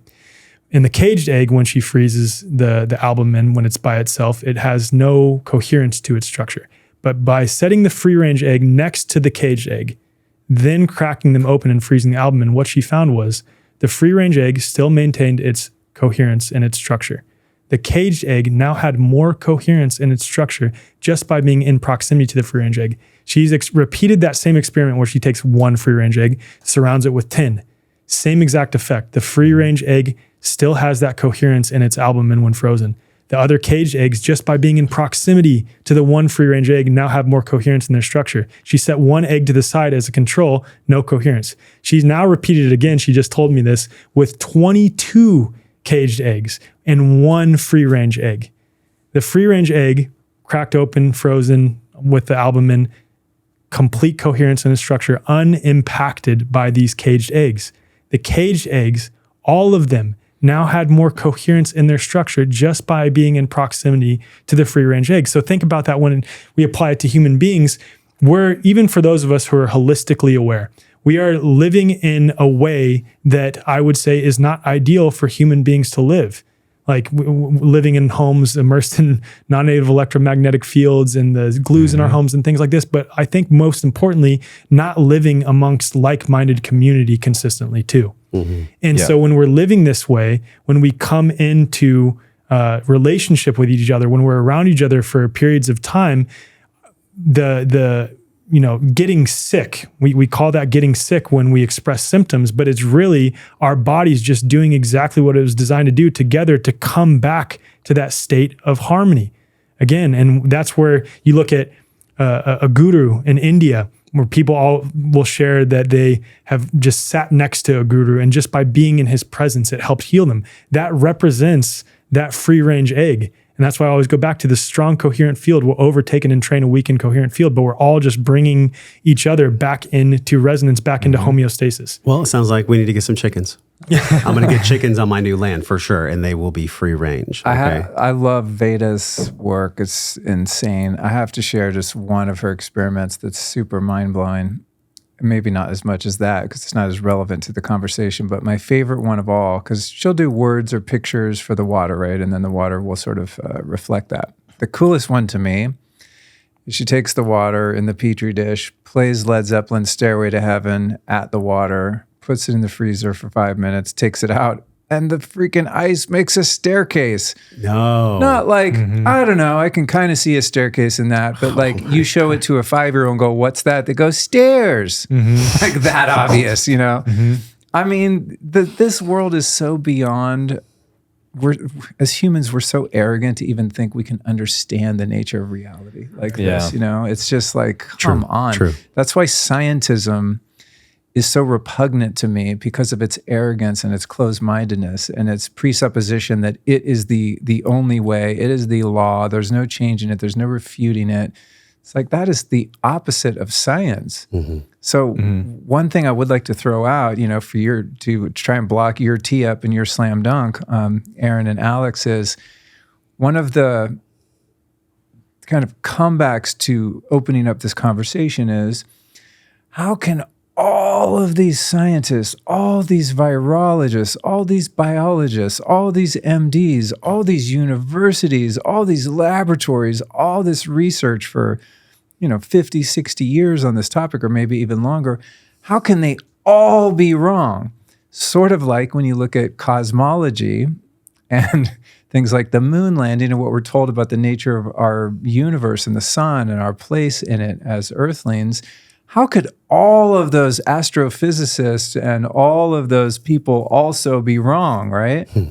That's the thing. Even for me, I'm like, yeah, but like, how could they all buy into it and have like their sort of rebuttals to, a paradigm-breaking idea like we're discussing? Yeah, I love this question. And typically the people who are asking me this, just because that's who I interact with, are people in the, quote, freedom community or the holistic health community. And my answer to that is always, well, do you think all doctors were in on it over the last 4 years? All doctors were in on it? No, of course not. That's their answer is always no, of course not. They were just misled to believe this paradigm. And that's the case. With respect to virology as an example, that was a result of John Franklin Enders and his experiments surrounding, quote, isolating the, quote, measles virus. And what's interesting is if you look into those experiments, he did what could be considered a, quote, proper control experiment. There's some issues with that, which I just recorded an episode previous to this, which I can share with you to put in the show notes with Dr. Mark Bailey, where he emphasizes that it wasn't a proper control. But point being, John Franklin Enders took throat, blood, and poop samples from people who were sick with the symptoms of measles, which were real symptoms, and then proceeded to add a bunch of crazy substances to it, all on a rhesus monkey kidney cell. The cell broke down, experiencing what is called a cytopathic effect, and then he pointed to the particles and said, hey, these are viruses. What's interesting, though, is he did the exact same procedure, except for he did not include any throat, blood, or poop samples, meaning that there was no possible source of, quote, measles virus present. And what he found was the exact same cytopathic effect occurred, meaning the exact same effect that they then point to and claim those are virus particles occurred without any possible source of, quote, measles virus present, which then indicates that this is simply a misinterpretation, misidentification of what's going on with these lab techniques. And that was literally in his paper that then paved the way for all of modern virology. And somehow that little piece where he did proper control, well, not a proper control experiment, but somewhat of a proper control experiment, was completely overlooked. And it's because thereafter he ended up winning the Nobel Prize for helping to develop the measles vaccine, and then just ushered in this whole paradigm. And it's just one of many examples where an entire field of study was built off of something with a fundamentally flawed foundation that the overwhelming majority of people within that field never went back to question the foundational premise and just went about their lives accepting it as if it was a well-established, irrefutable fact. So that's how this has happened. Are all virologists and molecular biologists in on this grand scheme to manipulate us? Absolutely not. They're well-intentioned people that have simply been misled to believe what is happening in a lab setting reflects anything that's going on in reality. That's a great analogy with COVID, right? Because, I mean, we probably all know doctors that still believe that it existed or that it exists, right? And Or the vaccines are good. Right, and that they're really integrous, solid, loving, caring, highly intelligent, if not brilliant people. But they're not doing it on purpose, right? They're not part of some great conspiracy. No. And you can see that, as you said, as some of them start to wake up, then they're like, oh, it was just the paradigm that I had bought into that was in error. So if you're working from a false premise to begin with, it's like you can kind of build any model on top of that, as you described, because there are certain facts that were either omitted purposefully or just negligently that would have crushed the model at its foundation, but because they were ignored and not seen by many, then this entire foundation of virology and germ theory was kind of just created on these suppositions from the beginning. And so it sort of just keeps replicating. And that's why we have universities and all these medical schools and all this stuff that can't all be bad people that are trying to trick us. No, they've never been taught any other explanation. They've only been taught the one model. So it's like you expect every single doctor to figure out on their own terrain theory by themselves. They don't even know it exists, right? So how could they believe any other way? Well, and this is another problem with respect to science and what, quote, science has become, is it's all based in simulations and models that are easy to create the effect of something being real without it actually being real, when true science is observing a natural phenomenon and trying to figure out what is the cause of that natural phenomenon. Yes. That's science. And said in a different way, true science is founded on the Socratic method, which disproves or approves a theorem that is actually tested without bias. That's real fucking science.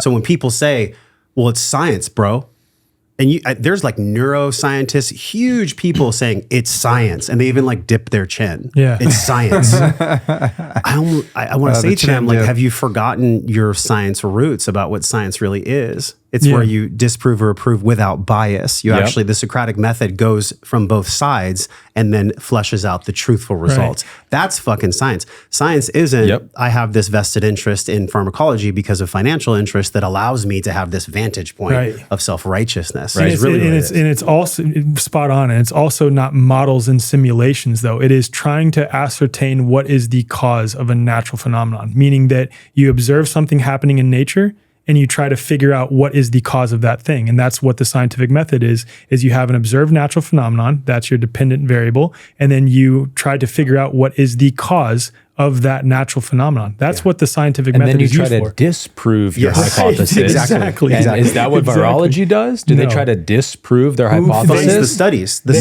The studies are funded almost 100% of the time by vested interest 100%. That has a product for sale that isn't really interested in the truthful sides of disproving or approving at all. 100%. It's not even part of the equation because that's what fuels the study. Right. Exactly. And this is what Alec always talks about when he describes the fact that no virus has ever been isolated in a lab setting. It's because it can't be isolated because it doesn't exist, right? So if their theory is sickness is a virus passing from one host to another host, then they should try to disprove that. And they don't. They just try to prove it over and over and over. And they're like, well, we basically proved it. Well, and this is the thing. It's to your point, it's an unfalsifiable hypothesis because they have multiple escape routes for why they cannot fulfill their own criteria, meaning they cannot fulfill the scientific method. Because what they'll say when... Stefan Lanka did, though. Well, he falsified theirs, but then they still have multiple escape routes within that. So you're telling me I can eat butter?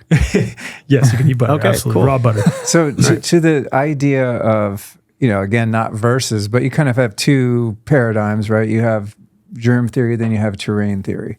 One of the ways I think about terrain theory and how all of this starts to make sense to me is, let's say we slice my arm open right now.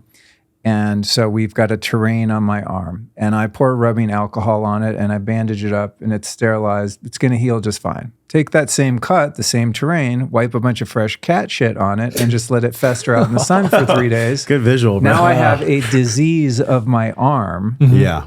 Right?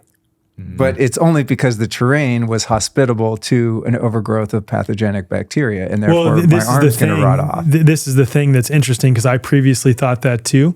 But even if you look into the idea of, quote, pathogenic bacteria, in every example where they've taken, let's say, even tuberculosis and injected it into a healthy person or put it on a healthy cell without any other sources of genetic material, it was not able to induce symptoms of illness. So what we're now understanding is that bacteria is pleomorphic, meaning that it will change size, shape, type, depending on the pH level of the tissue in which the environment that it's in. So when you're taking cat shit and putting that on your arm, it's not the bacteria in the cat shit. It's the bacteria is there to remediate the cat shit. It's that there's decaying tissue, because what happens, when we ingest toxins or any other life, those toxins are excreted through our poop, and then that tissue itself becomes dead tissue. It's waste material. And rubbing that on your skin is going to induce symptoms. It's no different than drinking pesticides. Yeah, exactly. Yeah, so it's not the bacteria, because when they have taken, like even right now, you have streptococcus bacteria, staphylococcus bacteria on your arm and in your throat. What are you trying to say? All of Don't us come do. at me like that, bro. All of us do. But the point is, you don't presently have a strep infection or staphylococcus infection. And why is that? And it's because those aren't the cause of illness. Those things proliferate in an attempt to remediate the toxic tissue. So it's akin to having firefighters at the scene of a fire. If I was a little kid and I saw I live near a place where there's a bunch of forest fires, and every time I see a fire, there's a bunch of little men out there like hanging out around the fire. So then I start to think, these must be the cause of the fire, when in reality, they're mistaken as the cause. They're simply there to remediate the fire. And because they're at the site, they're mistaken to be the cause of the fire. Just like bacteria are at the site of illness, are mistaken as the cause of illness, but are there to remediate the toxicity that occurred previously. That's cool. Body's cool, isn't it? We've covered some fucking terrain on this podcast, man. You know, what I was thinking about was the bloodletting back in the day. You know, the barber poles were originally bloodletting poles, and you'd go to get healed by bleeding out. People would die. That was accepted as science back in the day. So all science gets to be put under a microscope of truth. And I think that's really what, if anything, came up for y'all, and you're like, fuck this terrain versus virus theory. At least know that science has been claimed to be the only thing that can be trusted, which then was later disproved. At least have an open mind to that. We covered some ground, y'all. What do we miss? Urine therapy. They can listen to your pod with John. I'm a practicer of that. So. Yo. Same. I want to say on the fence. I did it maybe 20 years ago or something, because I read this book called, I think it's called Your Own Perfect Medicine. This book, and it was very compelling. So, I started taking a couple shots here and there. And I don't know, I didn't really see any, noticeable effects, but there was really nothing wrong, right? But I interviewed Dr. Ed Group the other day, and this dude dropped the history on it, the science on it. It was extremely compelling, to the point where I am going to start again. I just keep forgetting to put a shot glass in my bathroom. Let's go. I'm so out of it when I wake up in the morning usually that I'm like, I'll think of it like a couple hours later. I'm like, I missed the first morning stream. Dude. I did it every day for a year last year. Really? How'd you feel? 365. Awesome. Okay. There's this ancient Hindu text, 5,000-year-old text called the Shivambu Ed Kalpa. Group was talking about this. Yeah. It's hilarious, bro. It's Shiva. I wear earrings, by the way, in homage to Shiva. Big student of Shiva, but Shiva in this book, dude, you should have got my Shiva. Shiva is my homeboy shirt. You I didn't probably see it. on That's the your site. new shirt. I would have bought it right away. I have one here, but it's not an Take XL. my money, bro. Yeah, well, I'll get you one. Sick. Well, so it's this book where Shiva is talking to Parvati, and she's like, Shiva, you've been keeping your secret of enlightenment from me for so long. Please tell me, what is your secret to enlightenment? And he's like, I'll never tell you the ultimate secret. And it goes on, and she starts to threaten him of like, if you don't tell me, then I'm not going to cook for you or whatever. And he's like, I'll never tell you what the secret is. And eventually she gets to the point where she's like, if you don't tell me what your ultimate secret to enlightenment is, I'm going to stop sleeping with you. And he's like, all right, here's what it is. It's a good He's like, motivator. I drink my urine. And she's like, tell me more. And so he goes on this dialogue of like, I think it's year by year, it might be month by month. I think it's by month. Here's the effects that will happen in consciousness after 1 month if you drink your urine first thing in the morning. And he goes down how it begins to amplify consciousness. We might have lost everyone right Probably. now. Yeah. We should edit this part out. If they're with us at this point, they're with us. They're freaking with us, dude. That's why I threw it in there. They deserve this nugget of Yes. wisdom. We deserve this to know. golden Yes. nugget, no pun intended. I'll just say this. Take a I'll just shot. say this. So your body is an electromagnetic machine, right? We're full of electricity. And the idea is when you drink your urine, your urine's not waste products, but it's actually the leftover good stuff that your body this can't is what use. I was going to ask you. Okay, so it's Yes. totally different than fecal matter. Yeah, it's Totally it's different. based on the opposite. idea that kidneys are not processing waste; they're blood filtration. Yes. Yeah. And now I'll say this, you shouldn't drink your urine if you're not healthy. Right. Because if your kidneys aren't healthy, Okay, you get could get healthy some first. bad stuff in your kidneys. But once you are healthy and you're recycling, it's called looping your urine, the charge builds up in the urine. And so you're first of all, you're peeing out a lot of stem cells in your urine. So it's like free stem cell therapy, but you got vitamins, minerals, all kinds of good stuff in there. And every time you loop it through, it gains in charge more and more. So it's like you're drinking something with a higher frequency every time. And so it actually will elevate your consciousness. And what's funny is we have a mutual friend named Rodney, who's like known for being the urine therapy guy. And Alec can tell this better than I can, but he lived with Rodney for how long? 30 days. Okay, 30 days. And Rodney was like, bro, I'm always high. He's from Boston. He's like, I'm always high because I'm always looping.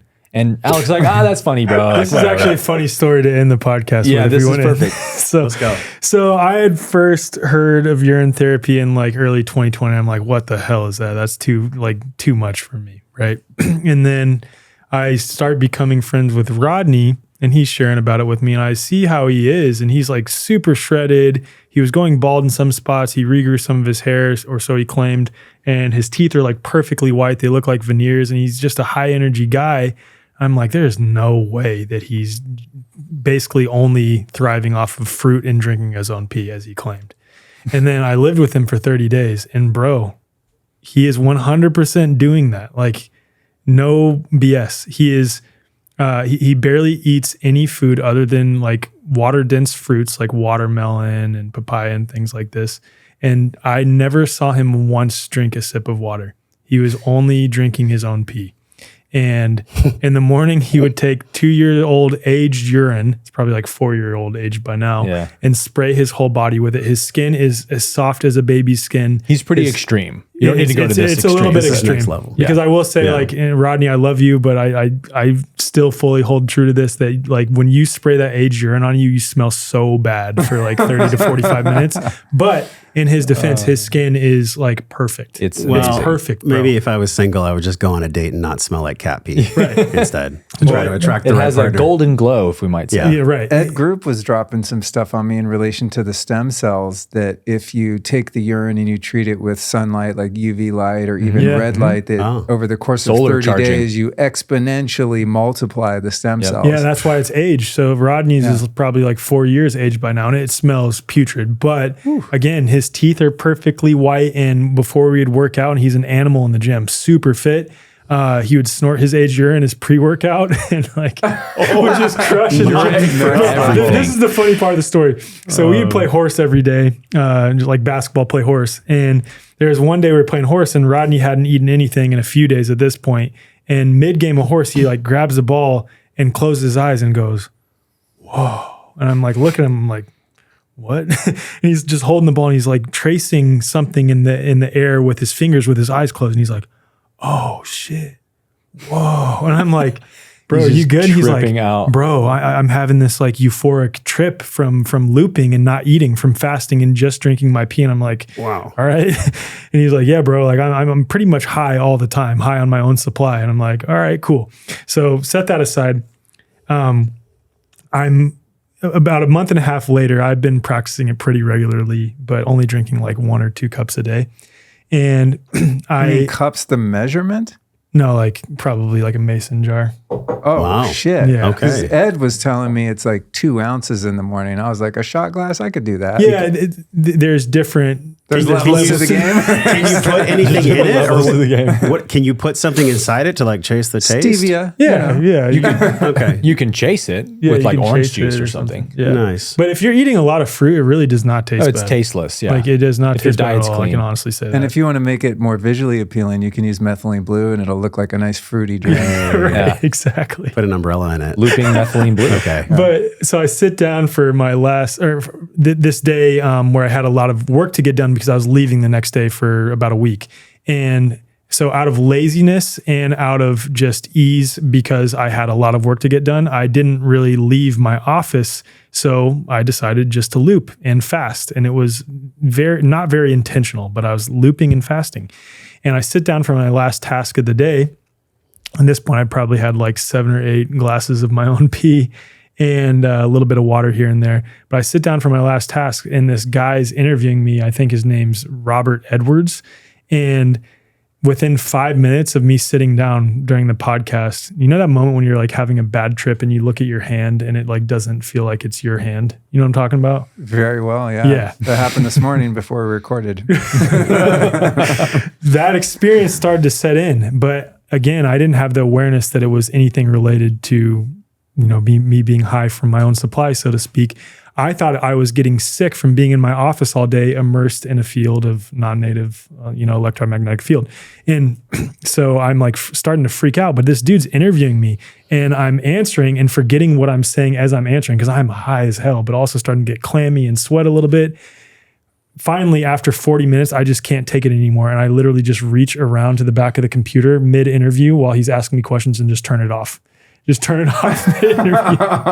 And then run upstairs to my wife and I'm like, tough spot. I'm like, I'm freaking out. Like I feel, do I look pale? And she's like, no, not at all. I'm like, I don't know what's going on. I feel like I'm getting sick. Maybe it's because the Wi-Fi and stuff. I don't know. And she's like, well, did you drink more pee than usual? And I was like, I think so. Maybe. I mean, yeah, I did. And I didn't really eat much. And she's like, call Rodney. I called Rodney. He's like, bro, I told you.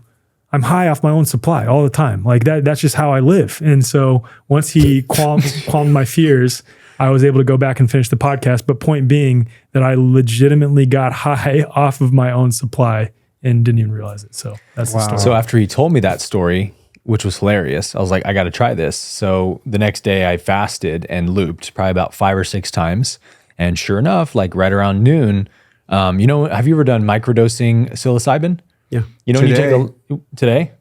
So when you take a little too much and you start to get a little come up? Yeah. Like, I'm feeling kind of high right now. Very Almost like a trip. uncomfortable. Yeah. Not a good feeling. It was exactly like that. It was exactly like taking a little too much microdosing and starting to get like some trails to my hands and feeling very high. Like, wow, you really can get high off your own urine. So that just kind of goes to show you like what is in the urine that can do that to your consciousness. Maybe there's some DMT in there or it activates DMT. I don't know. But there's a lot of benefits to it, even beyond the health benefits, of which there are many. There's a lot of spiritual benefits to it, which is what the Shivambu Kalpa is all about. But I watched a video of a guy who was blind, who healed his eyes and gained his eyesight back by using aged urine drops, solar charged aged urine. He did it for like 30 or 90 days, like 10 times a day, and his eyesight grew back. So it's powerful medicine. Wow. One thing I recently learned about it, Josh, is that like you guys are fucking nuts. I'm just taking, I'm a sponge today. One thing I learned, like all of us. I learned about it recently is it's also a way to sort of create your own vaccine or antidote. Right. Specifically, if you get bit by a rattlesnake or stung by a scorpion or even stung by a bee. And we know this because many people are aware if you get stung by a jellyfish in the ocean, what do they say? Oh, pour your pee on it, right? But if legend has it that because you're producing antidotes in your body, that if you get, say, bit by a snake, if you wait about 15 minutes for it, this is not medical advice, by the way. Nothing we've said today nor is legal advice. But if you wait about 15 minutes for the venom to be in your bloodstream and you just kind of sweat it out and then drink your pee after it has the venom in it, it actually creates an anti-venom. And this was another Ed Group thing, and he referenced like the factual data on why this is the case, which I don't remember that part of it, but it just stuck out because I was like, I live in Texas. There's a lot of critters here. Yeah. I'm going to take mental note of that, and I will definitely be trying that should a critter ever decide to sting or bite me. You know Chad Ochocinco, who played for the Bengals wide receiver? Does. No, I don't. Oh, yeah. Okay. Yeah, really famous wide receiver who played for the Bengals, who is known for basically like never getting injured. And he shared this a couple of times on podcasts and also on ESPN, being interviewed by people, that what he would do anytime he'd get a sore ankle is take all of his teammates' urine and just soak his feet in their pee. Really? Yeah. He said that on ESPN? Yeah, he said that. I wonder if they left that part at the end. And back to you, John. Yeah. The guy's just like this. Same with Lyoto Machida. You know Lyoto Machida? UFC fighter, famous mixed martial artist. Lyoto Machida? Yeah. He said the same thing about why he doesn't get injured as he drinks his urine every day. You can do a urine compress on a cut or something on a wound. Oh. Because it's full of stem cells. It's amazing how much faster you heal. Think about what happens with jellyfish, or if you get stung by a stingray. First thing we're taught to do, pee on just it. like he said. That's what I just said, Josh. Literally pee on it. But I'm giving you the Cali vibe of like the ray stinging you. I'm just playing with you. Dude, this has been so fucking mind-opening and heart-opening, and both. So thank y'all for coming. It's a quadcast. Thanks, I really man. This is appreciate it. awesome. Thank you, Dude, this sir. is the mega quadcast, really. We're at, by the way, we surpassed 3 hours and 33 minutes. Oh my goodness. So I was thinking before 1 hour per guy, so we're still cutting it short. If you want to end, we can. I don't want to end, but no. we have lives outside of this incredible fucking discovery that has been this podcast. So We'll do it again. Do this again, man. We're This is doing fun. round 2 again at some point. I personally, for me, it's on the mic flag. Like the only reason I really care about wisdom is so I can be well. That's the only reason why I care about it so deeply. I want to be a great father. I want to be a great man, great partner, great future husband. I want to be a great businessman. I just want to be the best version of Josh I can be. And so one of the things I love most about podcasting is understanding, how do you all define wellness? Because wellness is like this fleeting thing. It's kind of a marketing term now. It's almost watered down in a way. But the way I see wellness is just this harmony within myself in all the 5 sides of the way I show up, my physical, my mental, my spiritual, and financial. That's how I define it. If I have harmony in all those things, I'm probably going to lead a pretty good life. I'm probably going to be a pretty good person to be around. But I wonder, we'll start with you. How do you define wellness? Like, how do you define well-being? I would say by degree, the more well I am is directly correlated to the level of love that I'm able to embody. Yeah. Beauty. Yeah. Beauty. That was great. Yeah, thank you, man. Coherence, vibrance, resilience, and authenticity in mind, body, and spirit. That's wellness for me. Beautiful. Oh, Well, for the sake of giving a different answer, I'll say, we talked a lot about sickness on this podcast. There's only one real form of sickness, which is disharmony, and only one real form of health or wellness, which is harmony. And so I would define wellness as living in perfect obedience to God's laws. Let's go with that. Boom. 4 big mic drops. Tell everybody where they can find you, where they can discover you, where they can experience more of you. LukeStorey.com, at Luke Storey on Instagram, and the Lifestylist Podcast, which this will also be a Lifestylist Podcast episode right. too. This is how to style your life right here. Right. Yeah, thewayforward.com, and forward is spelled FWRD. And you can also find me on Instagram for now at D_Alec_Zeck. Until you get banned Until for the next That's why I said Don't don't. Actually, knock on wood, dude. Yeah, I haven't been deleted in quite a while, so I'm good. Okay. But at D_Alec_Zeck on Instagram, roughly the same on Twitter, I think. I don't remember. But and then you can also find my podcast at The Way Forward with Alec Zeck on any podcast streaming platform. Thanks for having me, Josh. Yeah, you're so welcome, man. What an honor and a joy. Yeah. I'm the same everywhere. It's Aaron Abke on YouTube, Instagram, aaronabke.com. Easy. Yeah, so as we say goodbye, it's like we've explored so many things. Y'all figure it out for yourself. None of this is what you should do. Just explore it and live it and wear it and be it in the way that you would like to do it. So until we see you again on another Quadcast, we're all wishing you love and wellness. We'll talk to you soon.